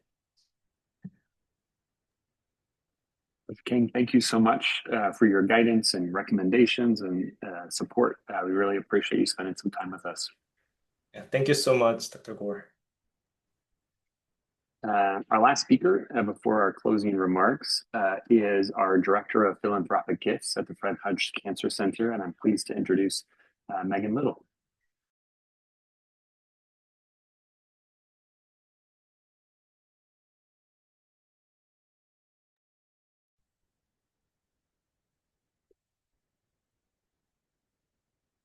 Right. Hello, and thank you for the opportunity to present today about philanthropy and getting involved at Fred Hutch. As Dr. Gore noted, I'm Megan Little, and I'm Director of Philanthropy here at Fred Hutch. Fred Hutch is proud to raise funds that fuel the adult oncology program on behalf of both Fred Hutch and UW-Medicine Cancer. And I am proud to be fundraising liaison for our renal faculty. I want to start by talking a little bit about Fred Hutch and why our organization is so special. Fred Hutch is a leader in cancer and infectious disease research and care. We have more than 6,100 clinicians, scientists, and staff working together to advance innovative research and compassionate care. We are also the independent not-for-profit organization that serves as the cancer program at UW-Medicine and are celebrating our 50th anniversary this year. Our focus on innovation goes back to 1975 when Fred Hutch led the development of bone marrow transplantation to treat and ultimately cure many blood cancers and other diseases. Bone marrow transplantation offered the first clear proof that the immune system could be used to overcome cancer, laying the groundwork for what would become the field of immunotherapy. I wanted to note, if you look at 2008, our achievement of T-cell immunotherapy in melanoma, which Dr. Lee earlier mentioned, helped pave the way for some effective treatments in kidney cancer. Our belief in constantly improving and that the patient experience guides our science still drives our approach today as we set ever higher standards of care. That same spirit drives us continually to improve treatments, also to ensure patients don't just survive patient, but thrive in the years after the diagnosis and treatment. And ideally, more cancers are prevented before they even begin. Our comprehensive approach and experts' ability to work together to tackle cancer and infectious diseases from every angle is made possible through generous support from people like you, patients, partners, and donors who share our commitment to transforming care and outcomes for all. Some of you might know we're in the midst of a $3 billion campaign at Fred Hutch, which will radically increase the pace and scale of innovation, as well as redefine cancer and infectious diseases for generations to come. Our community is fueling extraordinary leaps in science and cancer by helping us empower our scientists and clinicians to pursue their boldest ideas, expand supportive services for patients and their caregivers, attract and retain world-class leading talent while training the next generations of researchers, and fostering research into health disparities to improve care for every person experiencing cancer. In philanthropy, we are driven by unique motivations of every one of our donors, and we work with them to understand their reasons for giving and to make the impact each finds most meaningful. Philanthropy support is more flexible than any other source of scientific funding, which we are so grateful for, allowing our researchers to quickly follow where the proof of science leads, answering emerging questions, and developing proof of concept of new ideas. For example, the PREDICT ctDNA study that Dr. Miller presented upon today, the reduced frequency immunotherapy dosing that Dr. Lisa Tashiki spoke about at last year's symposium, and some future cellular immunotherapies such as the tumor infiltrating lymphocytes, the TIL, and genetically engineered CAR T cells that Dr. Tykodi is co-investigating with our laboratory research team on. Gifts of all types matter, and there are many ways in which members of our community can choose to support or contribute to our work. We are grateful for people who have generously donated once or many times, have included us in their will or estate plan, have volunteered or advocated for our work in other creative ways, such as participating in clinical trial or health studies. I believe we have about 15 now for kidney cancer patients here at Fred Hutch. This slide in front of you now gives you some contact information should you choose to learn a little bit more about our active clinical trials or see if you're eligible to participate. I've talked about philanthropy, but there's so many other ways to get involved with Fred Hutch. And that includes volunteering. Here's contact information for that. Participating in one of our events, whether it be riding, walking, or helping at some of our relief stations at Obliteride coming up in a couple of weeks. Getting more active with Swim Across America, our Base to Space. I included here our contact information for our events team to learn a little bit more about that. Again, my name is Megan Little. While I'm liaison for Renal, I also represent all of Fred Hutch and Philanthropy. If I can be of any assistance in the future, don't hesitate to contact me. Again, I'm happy to be a resource and grateful to have the opportunity to speak today. Thank you so much, Megan. We are really grateful to everyone that gave their time today. The number of participants in the chat has been fluctuating, but as usual, we had a number of people join us, and we hope not just from our local area, but from across the country. In the chat are a number of resources from the different speakers who offered their time to share with us their expertise on the symposium today. So please take a look at that. But I want to express my gratitude for all of our speakers and all of our participants. You are the reason that we are here doing this symposium. And so I'm really grateful for the time that you guys dedicated to listening to all of our experts on a Saturday. I think this was a really great symposium that captured clinical care of kidney cancer, but also some of the adjuncts to kidney cancer treatment that can be really helpful to our patients and their caregivers. And I want to give Dr. Tykodi a chance to give his closing remarks and say his goodbyes. Great. Thank you, John. And just to echo a thank you to all of our speakers today, most of whom have had to drop away, but we spend time and energy trying to be thoughtful about putting a program together and what topics and focus to include. And again, we really value any feedback. Please use the link and send us any comments that you have. We do review those and we try and think about what resonates with the audience for next year's program. Thank you all the attendees, as John said, for giving us a Saturday morning and participating. And you will have access to the recording and if you need to go back and want to see something for a second time. And I'd like to recognize Ritu Shriyan. I don't know, Ritu, or can you turn your video on? Ritu is the outreach education supervisor and really the person that has brings this whole program to life, all the coordination that has to happen to bring this forward. And Ritu, I think, has done this 3 or 4 times over now. So absolutely indispensable. We're so thankful for all your efforts and all your help to bring this to fruition. So thank you very much. So thank you, everybody. We will shut down the program at this point, and appreciate again so much you giving us your Saturday morning to participate. Thank you.